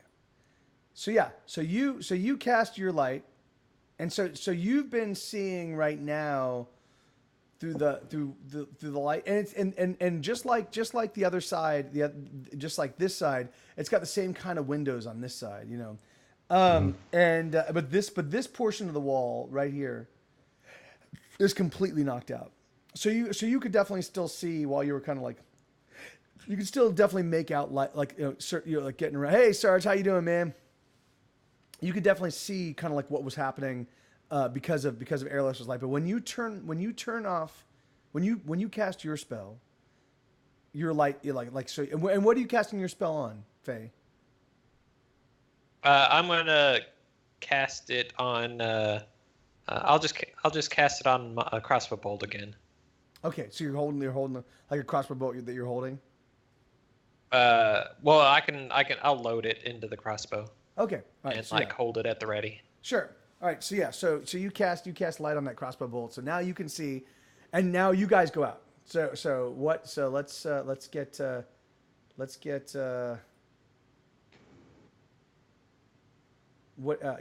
get. You guys disappear. No. So hold on. Stay where you're at. Stay where you're at. Pinned Faye and so you guys turn off the light. And so now you've just gone completely dark. Airloser, Antha, and Sigfroy. William Cuddy. Well, I'm assuming Sigfroy's at the ready to recast light. Yeah, no, I just said a second ago that we recast it. All right, so yeah, so I have double light. So it goes dark. No, because I don't think you have double light, right? I think this is like. Right, there's probably a few seconds. Yeah, there's So you. Sigfroy's fumbling around. It'd probably be better to actually cast light on something else first, and then you take the light. But I didn't suggest that at the time, so. Yeah. And So all that happens is that you guys turn so the light goes out for just a second. Sigfroy casts light on Airloser's shield, right? And then that's what you guys see. Oh, hello. You guys are surrounded. Of course. Or they're surrounded. Mwah. All right. And I'd say, hello. Nice to make your acquaintance. And I say, we have wounded. Yeah, and so hold on, wait, I have to get back to the right layer. Hi, we have wounded. Why did you wound them? So this person here. Oh yeah, and actually, so everything kind of comes back, returns back, including this mist essence that actually now illuminates the room, alongside your sword or your shield, Erlo, sir. And they actually they don't look, they're not looking at you aggressively. They're looking at you kind of quizzically. But the thing but they're definitely their weapons are drawn and they're definitely held at the ready. But and the fellow, this person right here, who's not actually holding a weapon,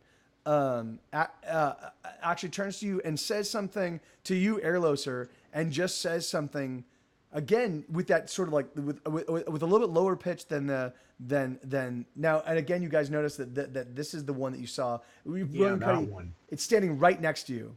It's standing right next to you. You know, or he or she is standing right next to you, and is like actively like kind of like sizing you up. And then this one here says something in a little bit lower voice, but also musical, same weird musicality to its language, and says, you know,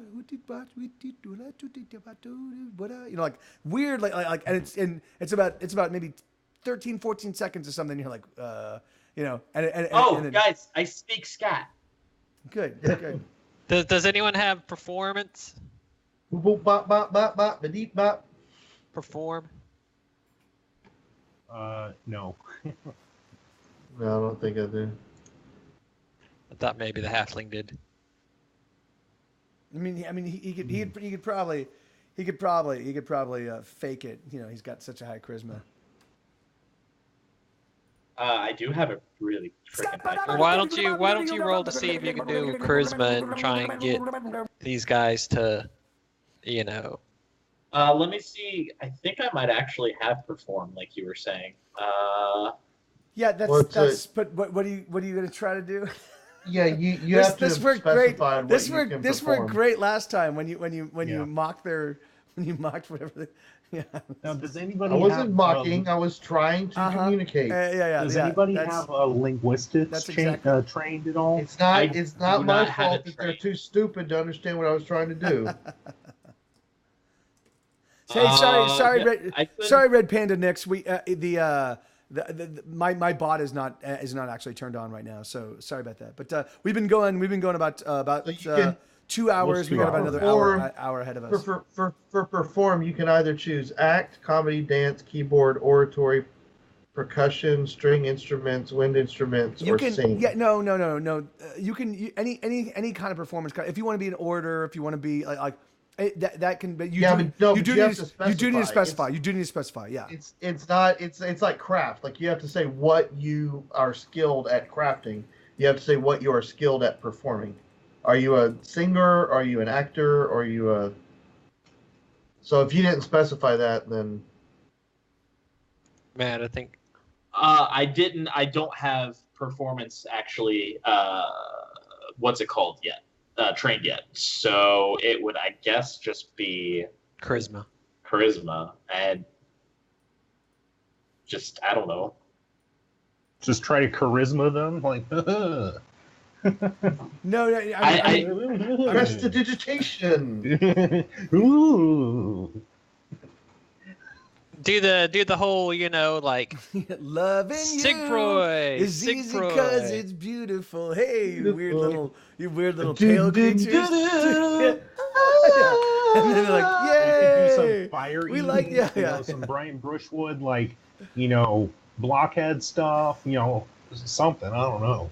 Yeah, take a nail and hammer it through your nose.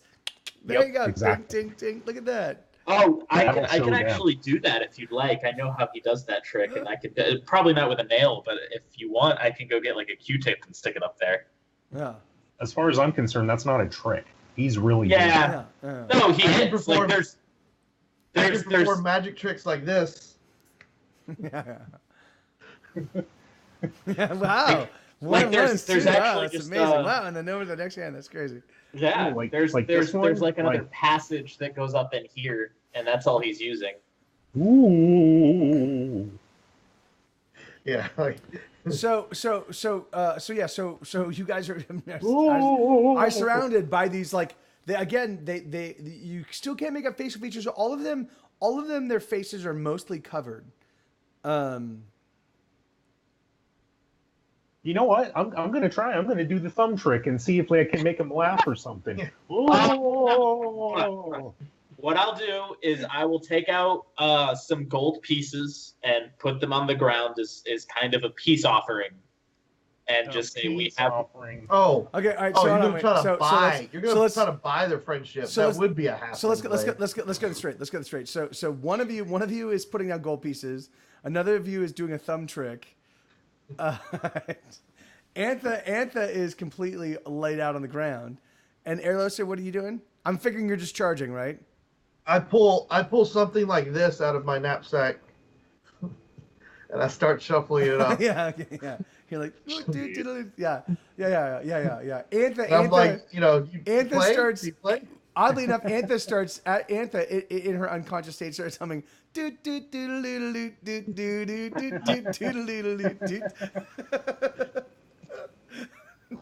But yeah, I lay out the peace offering and just say we come in peace. We have wounded.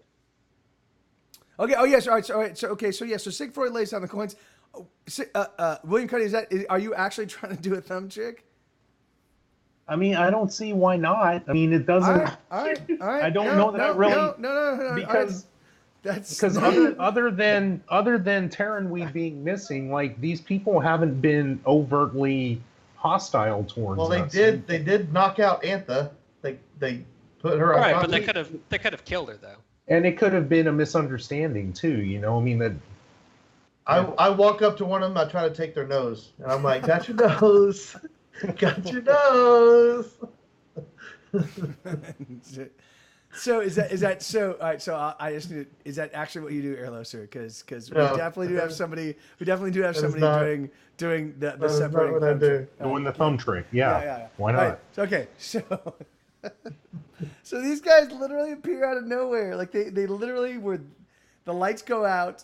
You are in an empty room. The lights go out. The lights come back on.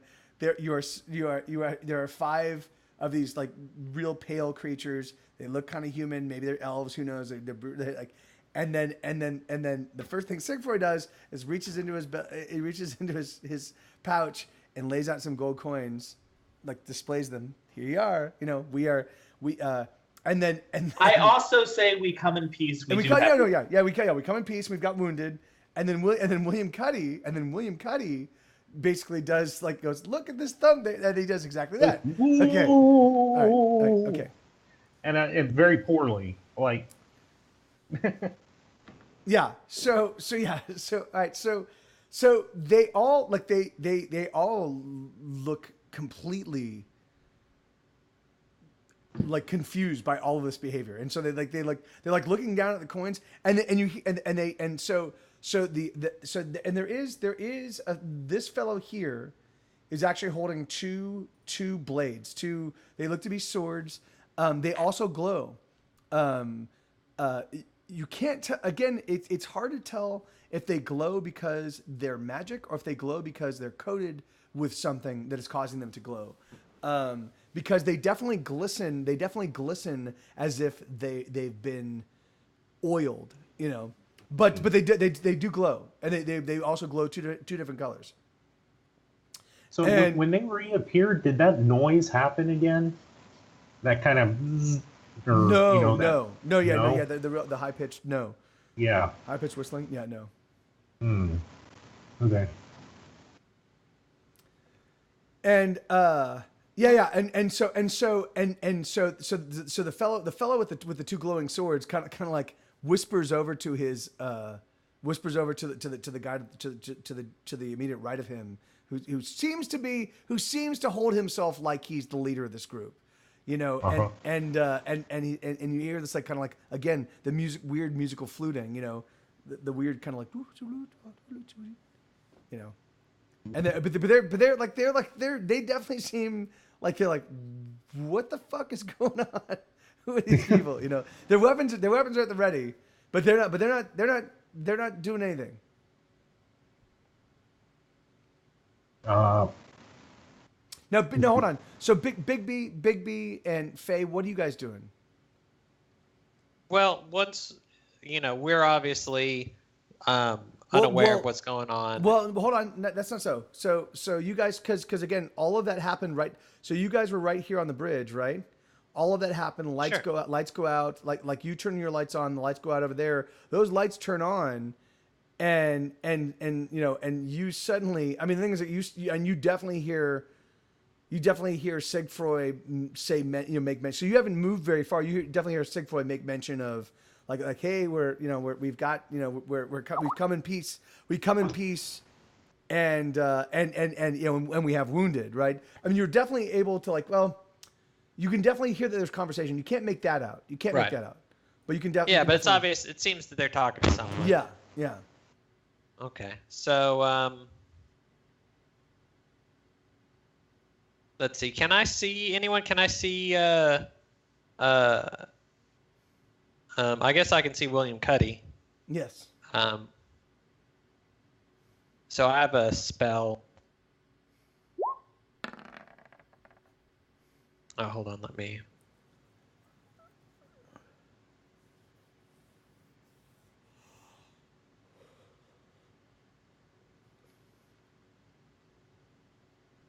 Okay, so message. I can whisper messages and receive whispered replies as nearby. I can hear these messages. Yeah. I'm going to kind of point at William Cuddy, who I can see, and I'm going to whisper to him. Yeah, you're like, hey, good looking, hey. Oh, we can't hear you now. You're not.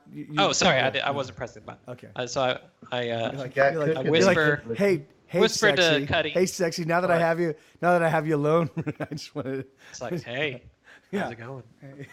I'm like, doing? Whisper sweet nothing. What's up? Yeah. Cuddy, what's going on? Do you need us to come back? Okay. All right. So we're gonna. You can reply. Yeah. We're gonna hold it right there. I need to hit the lavatory real quick. I'm gonna grab another drink. We'll take a little 5-minute break and then we'll come right back. So 1 second.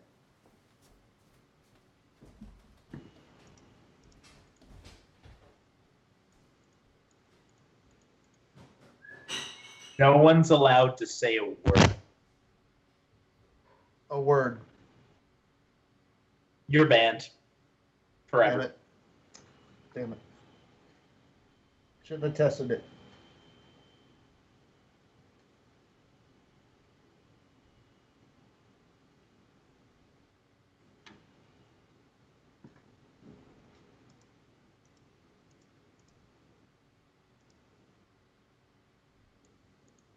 So everyone have a good Memorial Day.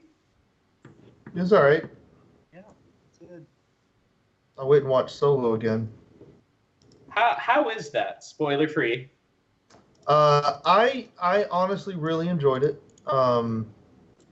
It's my spoiler free review of it is I thought it was a really solid movie if you remove it from the weight of Star Wars.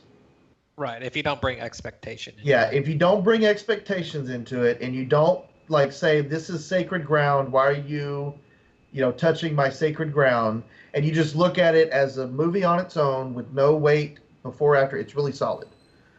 When you start bringing in the rest of the universe, whether start putting it into relation to the rest of the universe and start comparing it to the other movies or other characterizations, I will admit it falls flat a little bit in relation to other things. But if you try to look at it devoid of everything else, it's a really solid movie.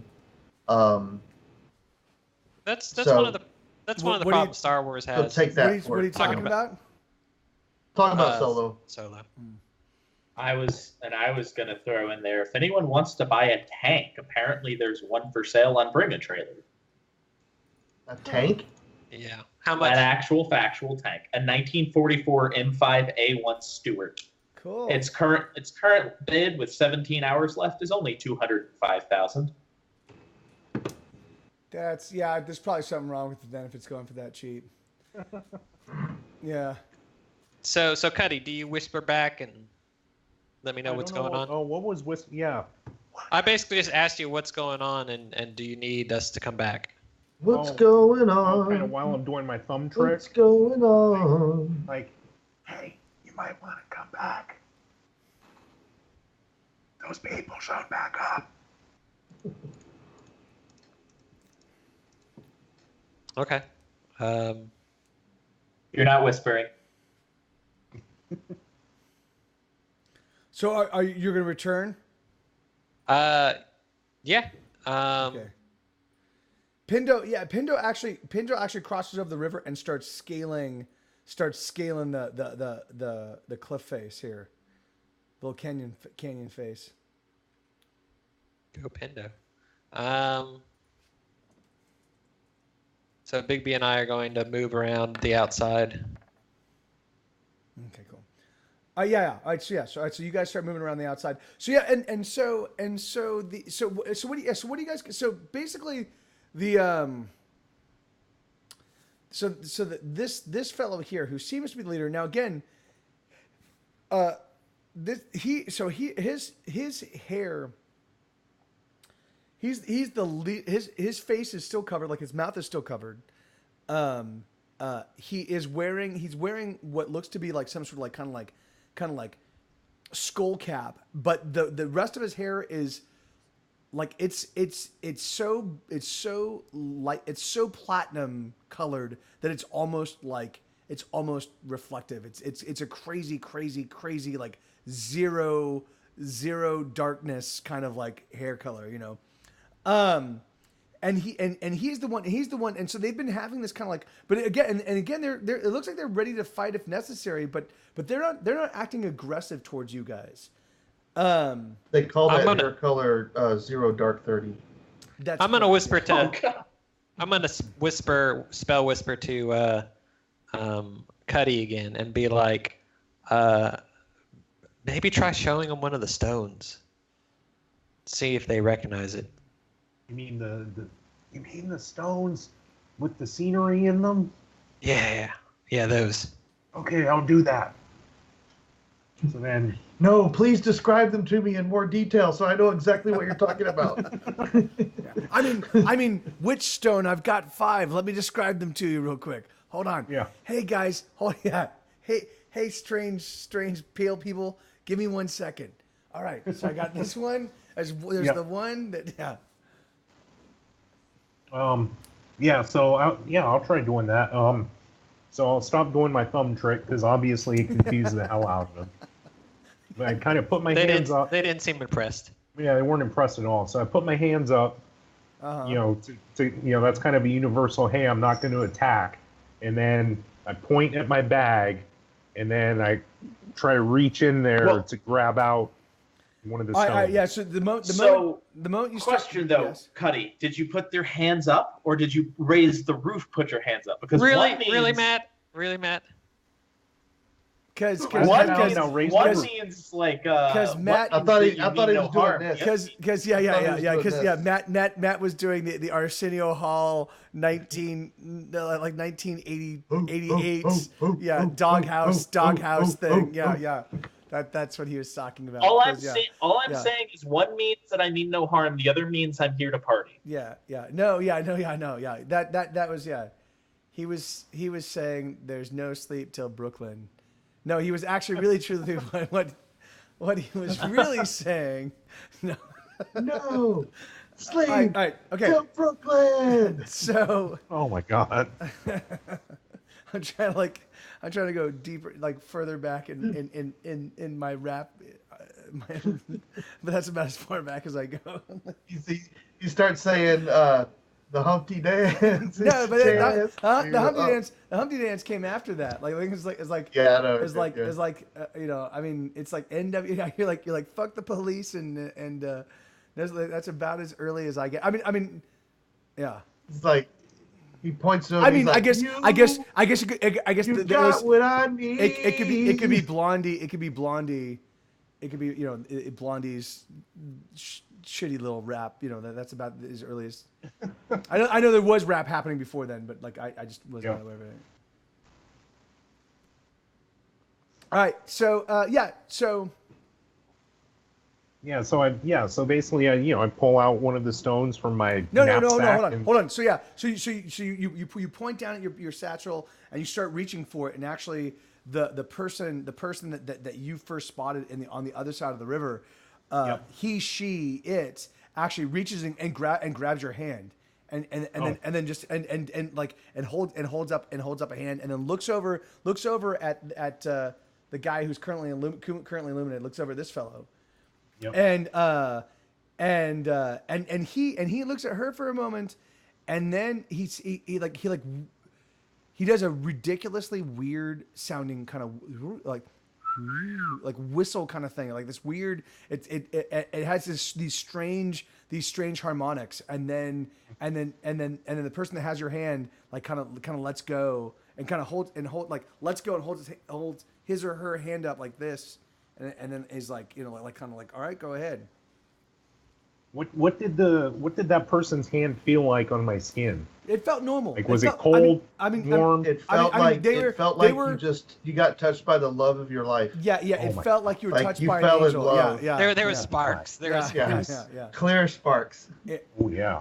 Okay. All right. It actually, but again, their hand was gloved. So she had a touch you could feel in your underwear. Yeah. Okay. But not on the penis side. Yeah. It's on the other side. On the other side. The back side. Ooh. Okay, that's not what I want. So I continue to reach into my, slowly, kind of showing my face, like, I'm not going to pull out a weapon or anything, and then I just randomly grab one of, I don't, because I'll be honest, I don't remember what they looked like. I knew they had scenery in them, but I don't remember like which one was which. So and so the moment you pull it out, like they seem shocked, like they're like, wait, he's pulling it out. Yes, he pulled pulled out the stone. He pulled out one of his stones. Oh, the stone. Just one of his stones. Sorry. So, I mean, admittedly, their best is a pair, though. Like, it's two pair. So yeah, wait, you have two pairs of stones. Wow. Huh, interesting. Craig just revealed something. That's like wow, that's interesting. I'm surprised he opened up to us like that. So really two things. Yeah. So you pull out one of the stones and you kind of proffer it to them, and they react in a sort of like shocked. They're like they're and it definitely changes. It definitely changes the tenor and their demeanor, but you can't tell if it's for better or for ill. Like the thing is like, but they're definitely like the thing is that they kind of look at each other and there's lots of like glances at each other and. Well, so what I think I'll do is I'll take it and I'll set it on the ground, and then I'll pull out another one and set it on the ground. I'll just take the ones that I have and just set them on the ground in front of me. Oh, and then okay. Kind of take a step back, like. All right, just give them all to them. Shit. Well, it's not like we have other ones, so. So yeah, all right. So you do that, and they actually look down at them, and they're the leader person, this person right there, turns to the one that's nearest to you, and says something again in that weird kind of fluting melodic language, and the person right next to you kind of scoops up a couple of them and tosses. So, question. Yes. And I might be using a little bit of insider knowledge, but does Faye understand them? No. Okay. Yeah. We already established that. Right. Well, it was just I may have seen something earlier where they were labeled as elves. That's all I'm gonna say. Oh yeah. No, yeah. But it's not. You'll see. But You didn't see elves. You saw selves. no. They- No. Oh, I okay. mean, it's like yeah. This is you guys are in an elven ruin that is 10,000 years since 10,000 years since anybody's been in here, right? Like things like language. And remember, language changes language changes every decade. You had 10,000 years. Like it's gonna be. So these guys have been down here forever. Yeah. And Yeah. their language is like. What's the saying again? Once you go elf, you stay on that shelf. That's right. Oh, Yes, God. that's exactly.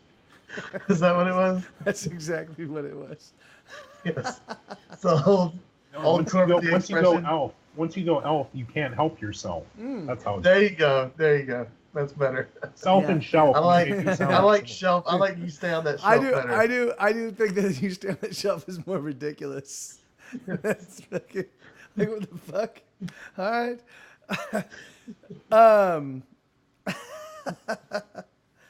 So yeah, so all right, so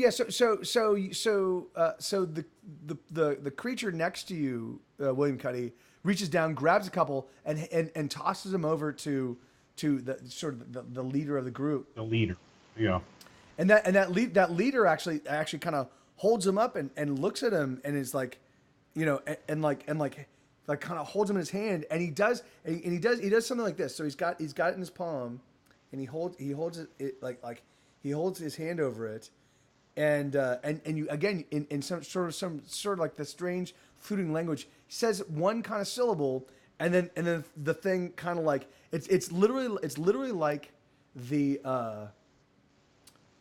it's literally like if the thing was covered in Vaseline and you just wiped it off, and you're like, oh, and you can actually see like see what it is. a much clearer image, and so the one that you have, it looked like it was like some sort of like column in the middle of a desert or something like that, and instead it actually looks like it's actually a spire. It looks like it's an actual like spire built, in the middle of some sort of desert plain, but you can see like you can see it the detail the the detail that you guys can see from wherever you're at is pretty pronounced. It actually looks a little bit more like it's not a crystal. It looks more like he's holding like a window where you're just looking at something in a very far distance.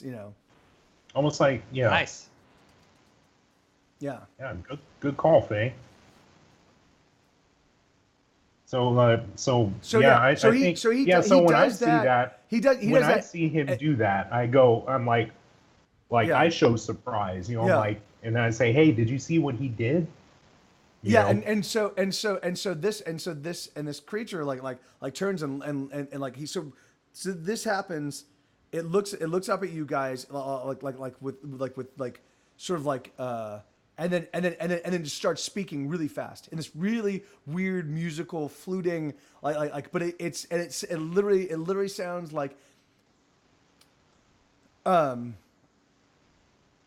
it sounds like there's a train wreck of like 3 or 4 different musical scores laid over each other. It's this weird, it's you can't make a rhyme or reason out of like what like the cadence or what's going on, but it definitely sounds like there's it sounds confused. It sounds It sounds like it's like just a cacophony. yeah, it is. Just, Yeah, it's definitely cacophonous, but it's also it's like a cacophony in one key, right? So it's like all the notes. It sounds like the new Get Set Go album. Got it. Oh my Matt, you're god! such an Oh my ass. god! Matt, you guys! Matt is Matt is banned dead. from this group. Sigfroy just clutched he his start- heart. He just, it's so sad. I can't. You just saw him. Like he's like, what's going on? This is exciting. Oh shit, my heart. And then his heart starts, and he starts screaming. He's like, the pain, the terrible, terrible pain. And his heart that makes actually, such a you bad joke. guys notice this bulge climb its way up through his throat and into his mouth, and he just starts vomiting his own heart. He's vomiting out his own heart. Yeah. And what's more, as this is happening, we look at him, but not with like sympathy or like we just look at him in utter disgust. And like contempt. Yeah. You guys, this is happening. And we're like, yeah, good, yeah. You guys do get this weird totally sense. feel him, You do get this weird sense of vindication. Like you look at him, and you're like, you deserve that. You deserve that, son. Yeah. No, and even these other people, they're looking at him like, they're actually high-fiving you guys. Like they're like, all right, guys, yeah, as long as he's out of here, we're all good. Yeah, they start like reaching in their pockets and just pulling out gems. They're like, here you guys go, just take this, take all this gold. Oh, here's a bunch of magic items for you. No, all right, so. Oh, thank you. Do y'all want to way out of here? And they just open up a portal and let us out, but Sigfroy stays there. Yeah, Sigfroy recovers and he's all alone. Yeah. All right. So but I it guess is, I get my Wednesday nights back. It is a weird cacophonous, but it's also sort of in the same key. So it's like, it sounds musical, but it also sounds like it sounds like this person's in distress. It doesn't sound dissonant. It sounds harmonic. It definitely sounds like whatever he's saying is it's a weird expression of distress, right? His face doesn't emote in a way that suggests distress. In fact, that's the thing is like what you're seeing in their eyes and what you're seeing on their faces it has not conveyed any sense of emotion at all. They're definitely like, but the what's being said, this is the first time that you feel the tenor of their demeanor changed when they saw those stones, and now this language is now like suggesting another level of distress. Yep. Okay. I don't know what to do now. Yeah, neither do I. Are they only interested in that one stone?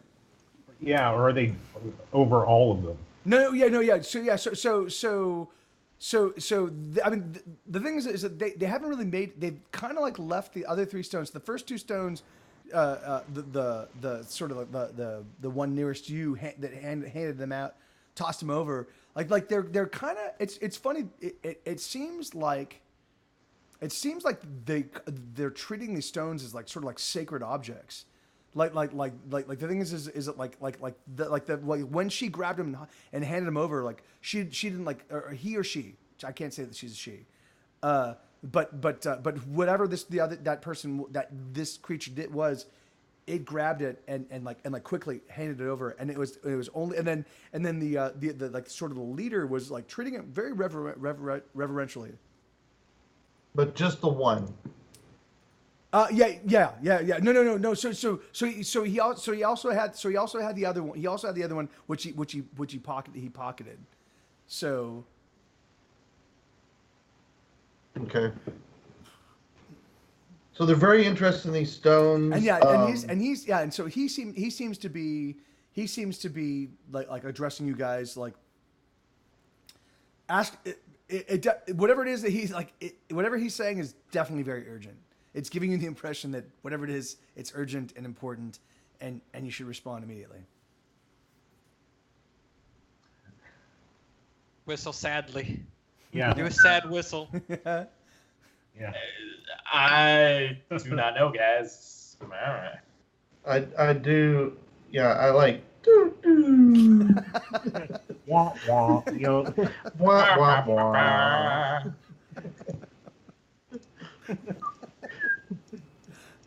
You guys are gonna be fucking. I mean, what would be even funnier is if we could, you know, if one of us could make the noise from like Metal Gear Solid when one of the guards like, you know, gets alerted, like. Yeah. Well, I mean, I just so, and none of you have any speak. So And none of us have any Ascension linguistics. is saying in the chat. Respond stab with them. the sword. Stab them. It must be done. Respond with your sword. So yeah, and that's definitely an option. That's definitely an option. I removed my sword and I stabbed one of them. I'll do that. Well, shit. I think what you should do. I think William Cuddy. They probably haven't seen a gun. What you might want to do. I look at them and I point to Antha and I look at them. Oh yeah. Okay. And I point to them and I point to Antha, and I look at them. Yeah. And so the leader like looks at he's looking and when he was saying his kind of frenetic thing, he was like going from each one of you like say like you're like looking at each one of us, like back and forth like all of you like trying to like be like, do any of you and to me to you guys it seemed like he was saying, do any of you understand what I'm saying? Do any of you like, you know? And then Erloser points at Antha and he points at you like. And he and at that point in time, like, but I do it like, I don't know if they can read our body language, but I do it sternly, like I point to him like. Oh yeah, so you like you get it like. So wait, so do you get up and like I don't know. I don't walk towards like, them. I don't get physical with them, but I point to them in a way that is not like but it's like, you know, it's like like, why did you do this? Like, fix her, or, you know, or whatever. Like, you know, like something like you're responsible for this. Yeah. Like in a, you know. Yeah. So the leader, like, he looks at you and he kind of shrugs and he like kind of sighs, and then he takes off his pants. No, and then he's like, no. No, he's got I cute get down hair. on my knees. No. So yeah, no. So he looks at you. He looks at Antha for a second. Like he's definitely seems like he's like not kind of getting what you're saying, and then again. The ways that like the expressions that you're seeing do not in any way correlate with expressions that you're accustomed to.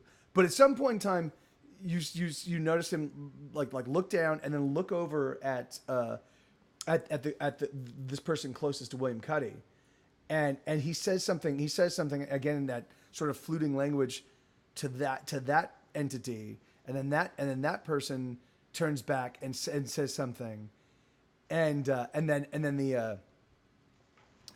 this guy. Hold on, wait. So this guy turns to. Hold on. No, hold on. Where is it? Turns to this one right here. And that one actually turned that one actually kneels down to Antha and starts saying something in the same kind of fluting language. And you notice that there is a little bit of glow from this thing's fingertips around Antha's head. And then you hear Antha groan.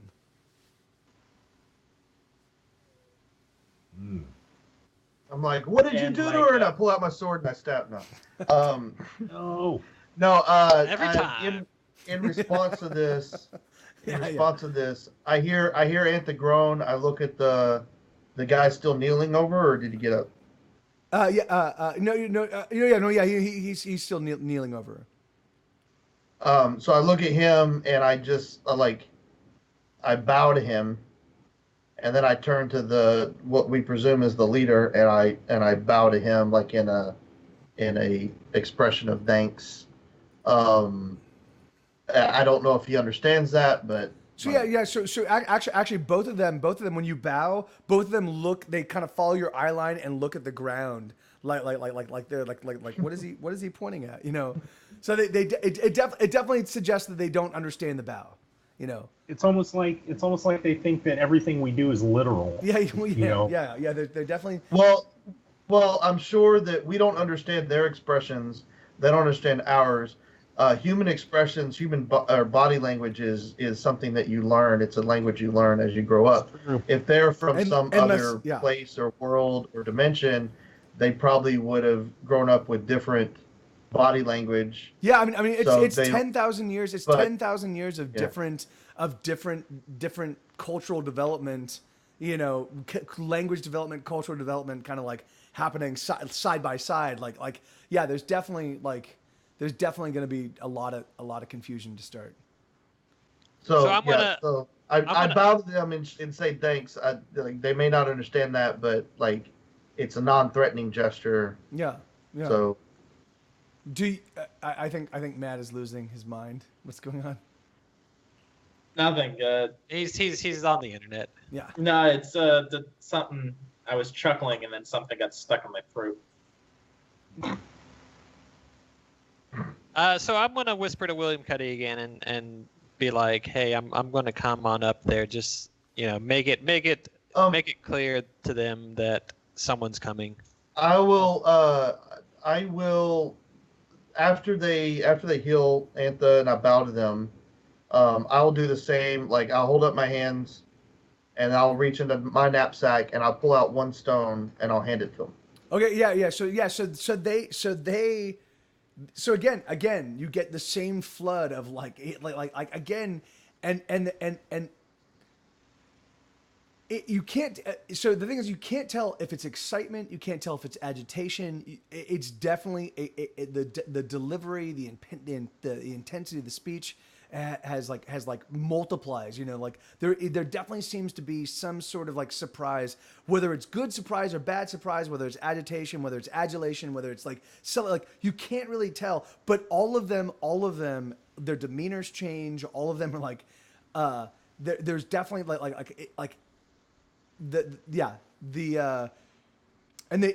so they look at that, they look at you presenting them, and then they look at each of you. You know, they kind of look at it, and then the leader kind of turns and says again something in that same fluting language. You know, and then points at you, Erloser, and then turns to William Cuddy, and then he points at Sigfroy, and he points at Antha, and he points at and then Faye. So you round, and he looks startled for a second. And what I've done is I've kind of put my hands up, and then I kind of like put my hand, kind of Vanna White style, towards the door, calling, hey, somebody's coming. Somebody's coming. Yeah.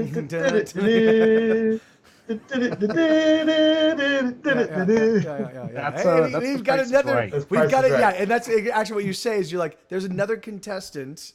Yeah, no. And here he is. So yeah, the path is right. But it's actually really funny. So as Faye is walking up, this one right here who's closest to William Cuddy says something really quickly in the fluting language, and all of the others seem to acknowledge it, and again like it's like they all of them repeat a whistle. It doesn't suggest that it's like that it's yes or no. It's as alien as you can possibly get. But when Faye rounds the corner, none of them react. Or they all make eye contact, but none of them actually react in any way. And so they're obviously not surprised. Yeah. Oh, well, that's good. They got sonar. Oh. Ooh. So here's what I'm gonna do. Is are there any? I don't want to pull out my sword because I don't want to show aggression. Is there any sticks or anything? Start drawing on the floor. Yeah. I mean, so the only thing that's on the floor is like masonry chunks. Otherwise it's been completely it's crazy how like clean. I mean, how devoid of anything that suggests that people might have like. I mean, again, the architecture is still that kind of like ancient elven architecture. But yeah, but every other place in this dungeon you've been so far has had like the accoutrements of creatures living in it and existing in it, and this is like there's nothing like that in both sides of the fort. All right, so I have a tinderbox. You do. I pull out my tinderbox. Okay. So yeah, all in right. a non-aggressive manner. Yeah. You're like I'm going for my tinderbox. Yeah. Like, oh, I've got my tinderbox. I pull out my tinderbox. I open it up and I grab some ash. Some like sooty ash, and I start drawing on the masonry with soot and ash. Is there maybe as a piece of coal or something? Or if there's a piece of coal there, I'll grab it. I'll assume, because you guys all have dungeoneering kits, I'm assuming that you probably have some sort of like chalk or charcoal thing for actually whatever I have. I'll grab that out, and what I'll do is I'm gonna draw a stick figure. Where you drawing the stick figure? I guess on the wall. Okay. If there's a clean spot on the wall. Sure. All right, hold on. Hold on, because you're the one. Well, so their little like amorphous mist thing is also creating light, but you're the guy holding the most.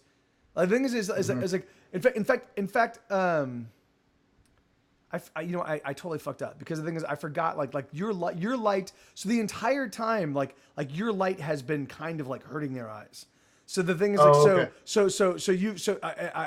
apologize about that, because I forgot I was going to make mention of that when they first appeared. The thing is like they've been squinting and kind of like avoiding your light, you know. All right, so that was something we would notice. Yeah, and you probably then I tell Sigfroy, hey, remove the light.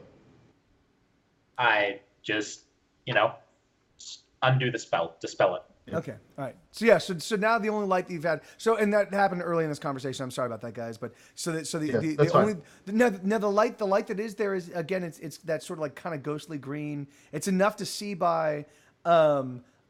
Over the course of this conversation, your eyes have acclimated well enough that you can. But again, but you marking, taking a charcoal thing and marking on a wall, like it's still pretty tough for you to make out a lot of what you're doing. But they definitely seem like they're following it easily. Okay, I'll try to draw in my limited light that I can see. I'll try to draw a stick figure. Okay. Okay. I'm gonna draw another stick figure about the same. The stick figure is like of a hangman's noose thing. And then you do a bunch of lines. And I'm gonna put ashes below it. And I'm gonna look at them and I'm gonna say a letter. No. And then you're like, I'm gonna draw a stick figure. I'm gonna draw another stick figure about the same size. And I'll draw a third one about the same size. Okay.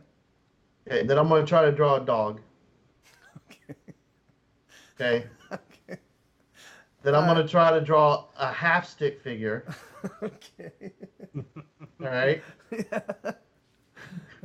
Then I don't know how tall Antha is, but I'm going to draw a stick figure. So let me. I'm going to draw a stick figure representing our entire party. Hold on. He's doing the back of the van stick figure family. I know, but what I'm saying is like so they're literally watching all of this with sort of rapt attention, like as now, but you're doing a circle and then a line, like a little line, and then two little legs and two little arms, and then doing another one, and then I'm gonna do a photorealistic drawing by of the each party by the third one, you hear them all kind of fluting to each other, like they're all like and they're. And it definitely seems like they're in kind of whispered conversation about exactly what you're doing, And now, you're just drawing? No, are you drawing one and then pointing to yourself? Drawing, so. Okay, yeah, it's okay. So I'm going to draw everybody out. Are you indicating that this is like me and this is so and so? That's what I was going to do after I drew everybody out. Okay. So you drew Dog, you drew Antha, you drew. Yeah. Did you draw Terran? So then after I draw everybody out, Do you draw I Terran point to the. Yes, Okay. exactly. I draw Terran and I draw Penda. Pendo? Penda? Pindo. Yeah, Pindo. Pendo. Pendo. I draw Pendo. Okay.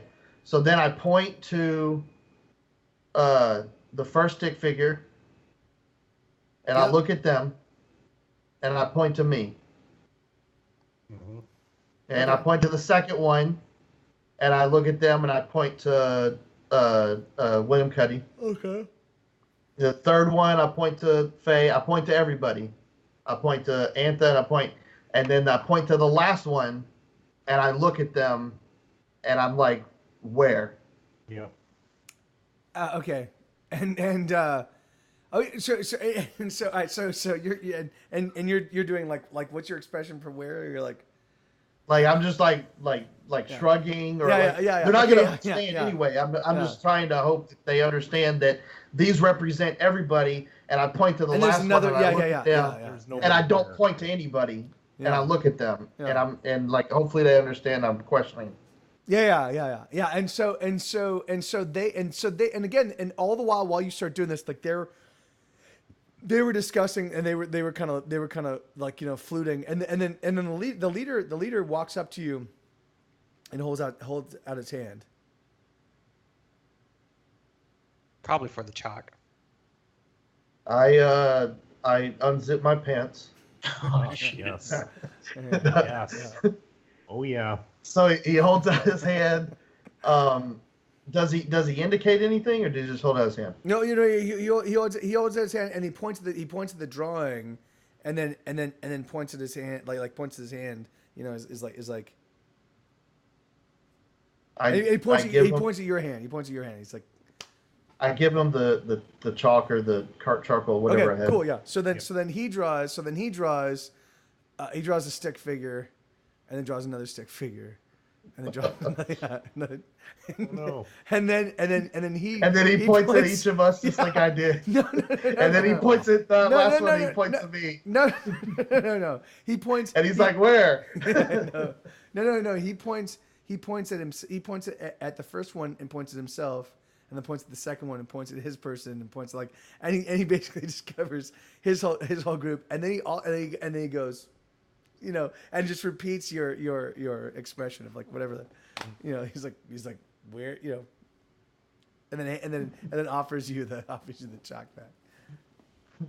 I throw it in his face. And I stab him. And I Airlock is getting stab him a whole frustrated. bunch. No, I There you grab. go. I grab. Ascension, I take Ascension the chalk got it from right. him.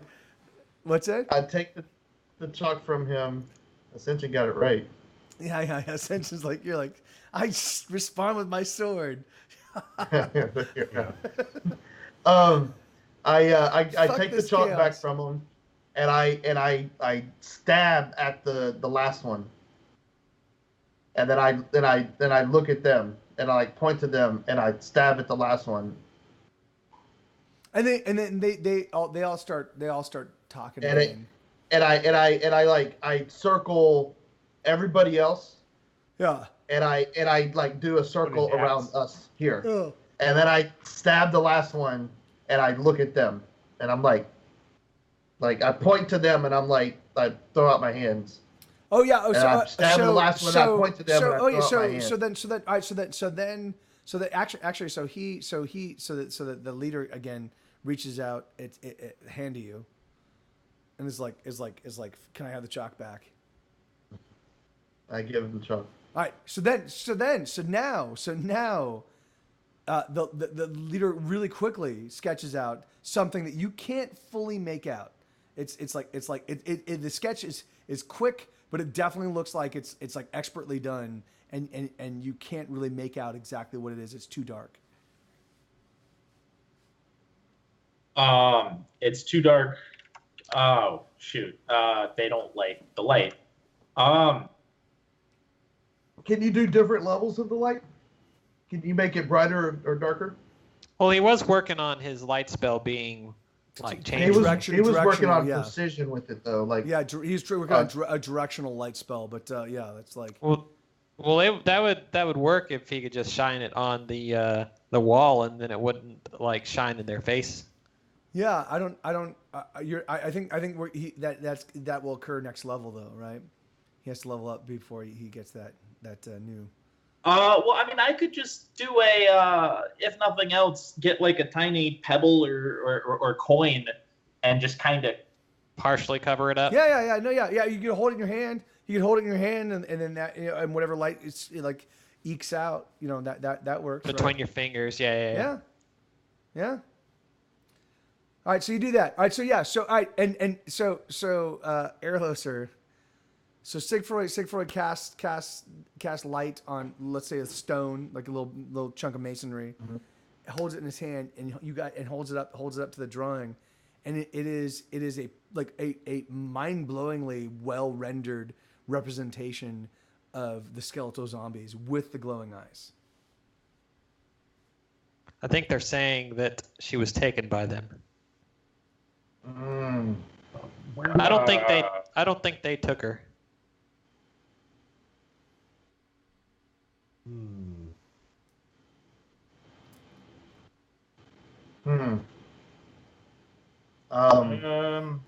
Actually, go ahead and make a perception check. Because Anther would get this, but she's not fully conscious yet.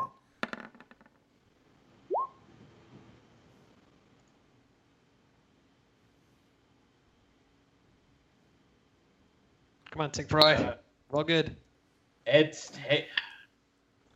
Oh, you shut it down. No, it's just slow. I think one of my add-ons slows it down because Kruvek. Well, then turn off your add-ons. Ooh, all right, good. All right, but a 20. Yeah. So you guys are all looking at this, and then all of a sudden, Sigfroy was like, wait, they didn't just draw a skeletal zombie. That's actually Terranway. You're like shit. That's actually that like the clothing and all of the like the accoutrements. Like you're like, no, that's not a skeletal zombie. That's actually Terranway as a skeletal zombie. Oh. That's not good. And yeah, how this guy knows what she looks like without being a skeletal zombie, and how she knows, like, yeah, it's definitely a bit of a question, but he definitely drew her as a skeletal zombie. Did they make the zombies? I don't know. I mean, I know, but you don't. Well, know. That was directed at the party. Yeah. I would think if they made the zombies, they would have shown us more aggression, maybe. Mm-hmm. Yeah, or like, do you show aggression to an ant? To your mom's or dad's sister? No, why would no, you do that? Yeah. No, Jesus, ant man. is in. Jesus, what are you talking about? my aunt's pretty pretty mean. Yeah, so my aunt would kick your ass. You show a lot of aggression to my aunt. Can you try to convey to them that you want them to take us to her? Point at her picture and then point out. And then do the walking finger. Do the walking picture. Fingers. Walk us. No, I point to the picture that they drew. Yeah. And I point to, like, I circle us. Like I point to all of us, the party, and I point to the picture, and then I point to them, and I'm like, And you're like go. Like, yeah. You're like. Like, oh yeah. So can and I point to us, and I'm like, go, and I point to her.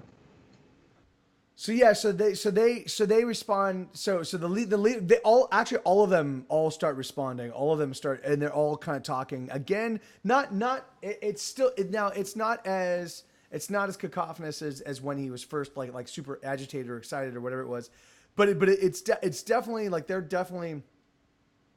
It definitely seems like they're trying to explain. Yeah, that's exactly it. It definitely seems like they're trying to be like, they're like, dude, like, and it definitely seems the one thing that you're getting the sense of is that they're trying to explain something that seems to them like matter of fact. Like are you kidding me? Like it definitely seems like they're like look it's it's what's your personal like it just gives us you're like yeah, so Skibbity wop. I'm like, listen here, flute head. yeah.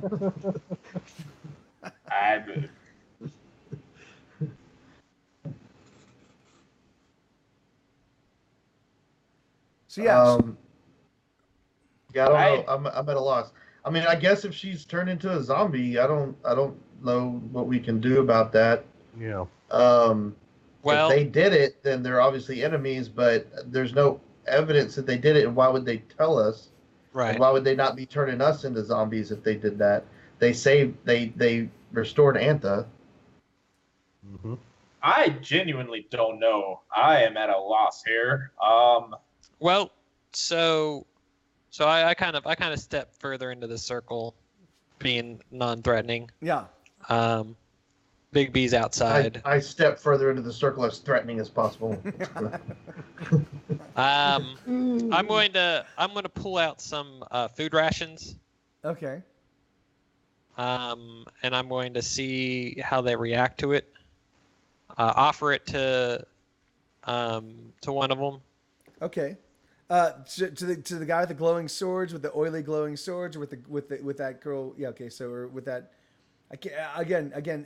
Like the only reason why I'm saying girl is because the stance and the demeanor suggests a different kind of like level of kind of gender. Like it just suggests that they're different genders, but what's a guy and what's a girl is difficult to determine. So, so you offer it to the person closest to William Cuddy. Right. Okay. And so you're pulling out a ration. What do we want to say it is? Could be some dried meat. I mean, there was a bunch of that It's stuff. some Lemon bread. So yeah. So Or it could be, or it could be some rice. Let's rice and dried meat. Let's say it's like some dried meat, some dried fruit, or something like that. It's lembas bread from the elves in Lothlorien. Yeah, no, let's just say that doesn't exist in this world. Let's just pretend. Oh. Let's just pretend that it doesn't exist. I mean, we know it does, But let's just pretend it doesn't. No, So you offer some maybe some dried meat, some dried fruits, some maybe nuts and grains and stuff like that. And again, you notice that weird kind of like the weird head tilt, So the head tilt survives 10,000 years, but a wave or a bow doesn't.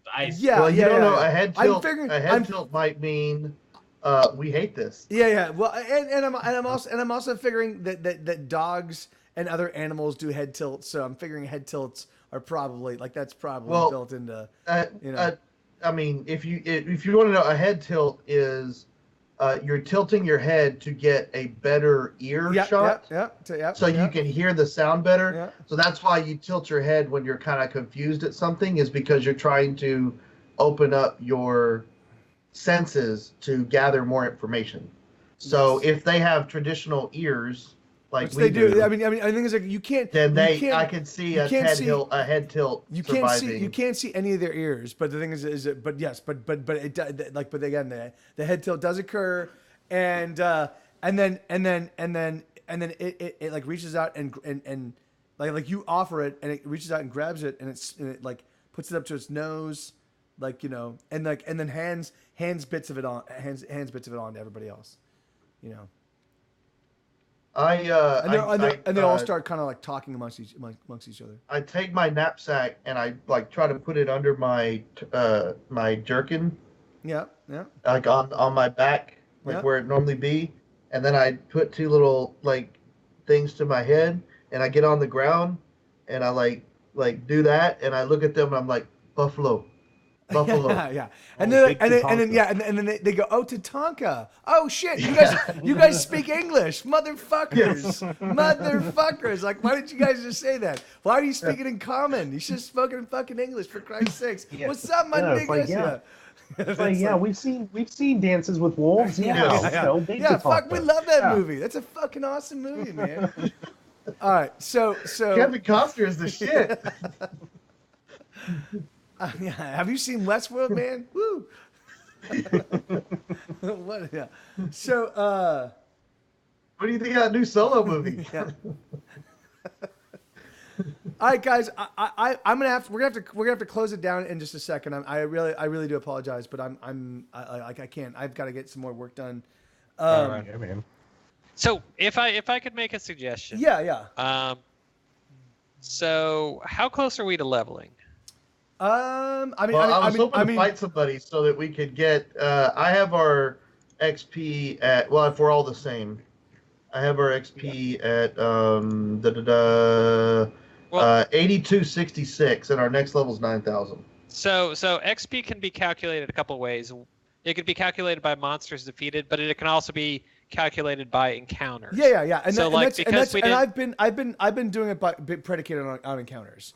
So the thing is, so us coming in. But and, I want to kill attack... something. Yeah, but we get the same XP by not killing these guys entirely. But it's not as good.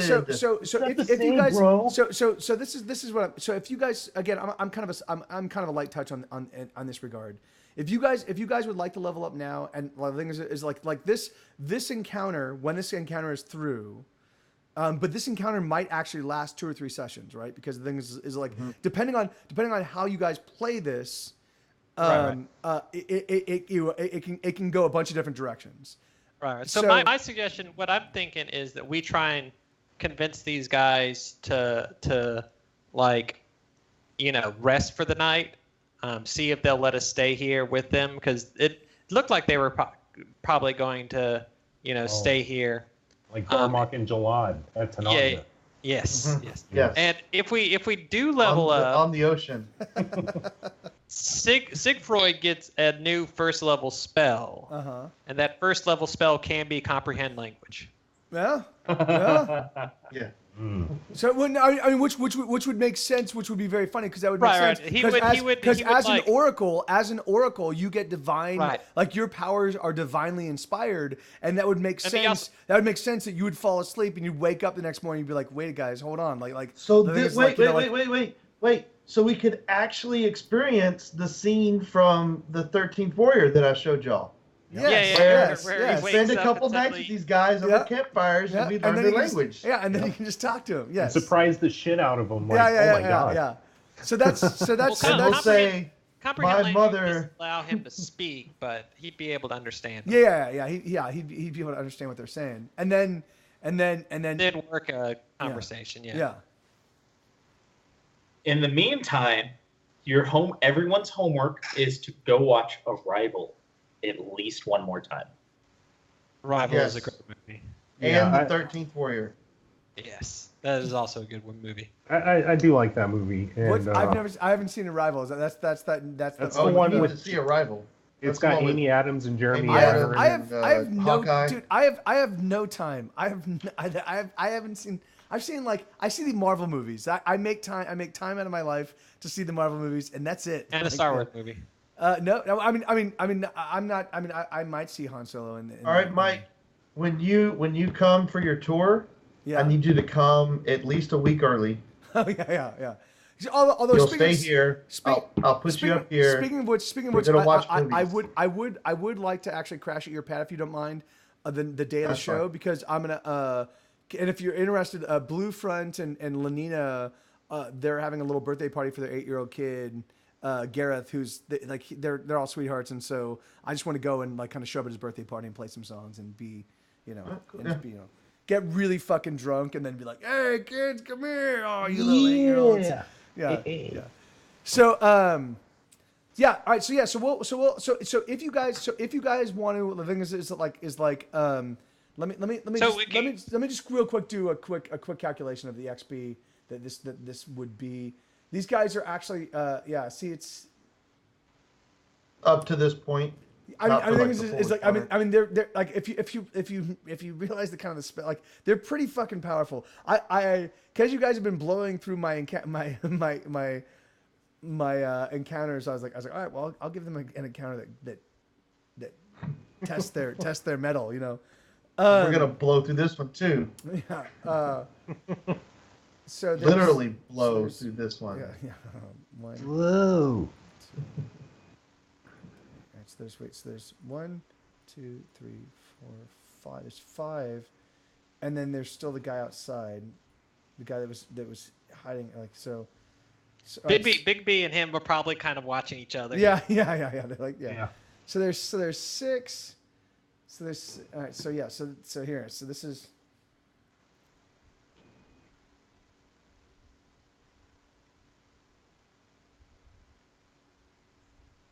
And you guys there's 5 of you. So yeah. So. Six with Pendo. Oh, Pendo yes, actually. yes. Does Pendo eventually come out? I'll call for Pendo to come out. Yeah. So yeah. So Also the XP. Also, one of the things with, sorry, but No, I was just going to say, one of the things with me attempting to like share food and stuff was to try and convey to them that, you know, we were wanting to like maybe settle down and try and. Well, yeah, and I definitely think that what we'll do is you guys will level up. I definitely think we should stop here and then let I definitely think the negotiations for you guys saying stay here and I think all of that should actually occur in actual real time and while we're playing it. Mm-hmm. But the thing is but there shouldn't be, as long as you guys don't start stabbing people. There shouldn't be you should be able to find some sort of easy accord. But the thing is, there is going to be a lot of like Drat. stuff that's like little things that will help you kind of like get a sense of who they are and how they operate that I'd like to keep conveying. So why don't we do this? So it's going to be it's just going to be a flat 1600. So that's the in terms of XP, that's going to be for this entire encounter. So because it's effectively like you've defeated these guys, you know. So no matter how far, if this goes for 2 or 3 sessions and you're still dealing with just these guys, it's, you know, there won't be any XP beyond that until we move on. But it will. I mean, it's up to you. Do you want us to apply that now? Or do you want us to apply part of that now? Because do you want us to...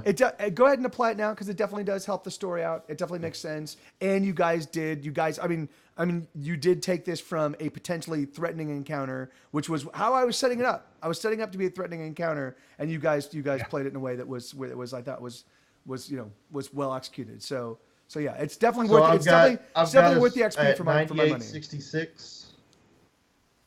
I've got us at 9866, which will make us level up, and our next. I'm just making sure we're all on the same page. Let me find the next level. What's our next level?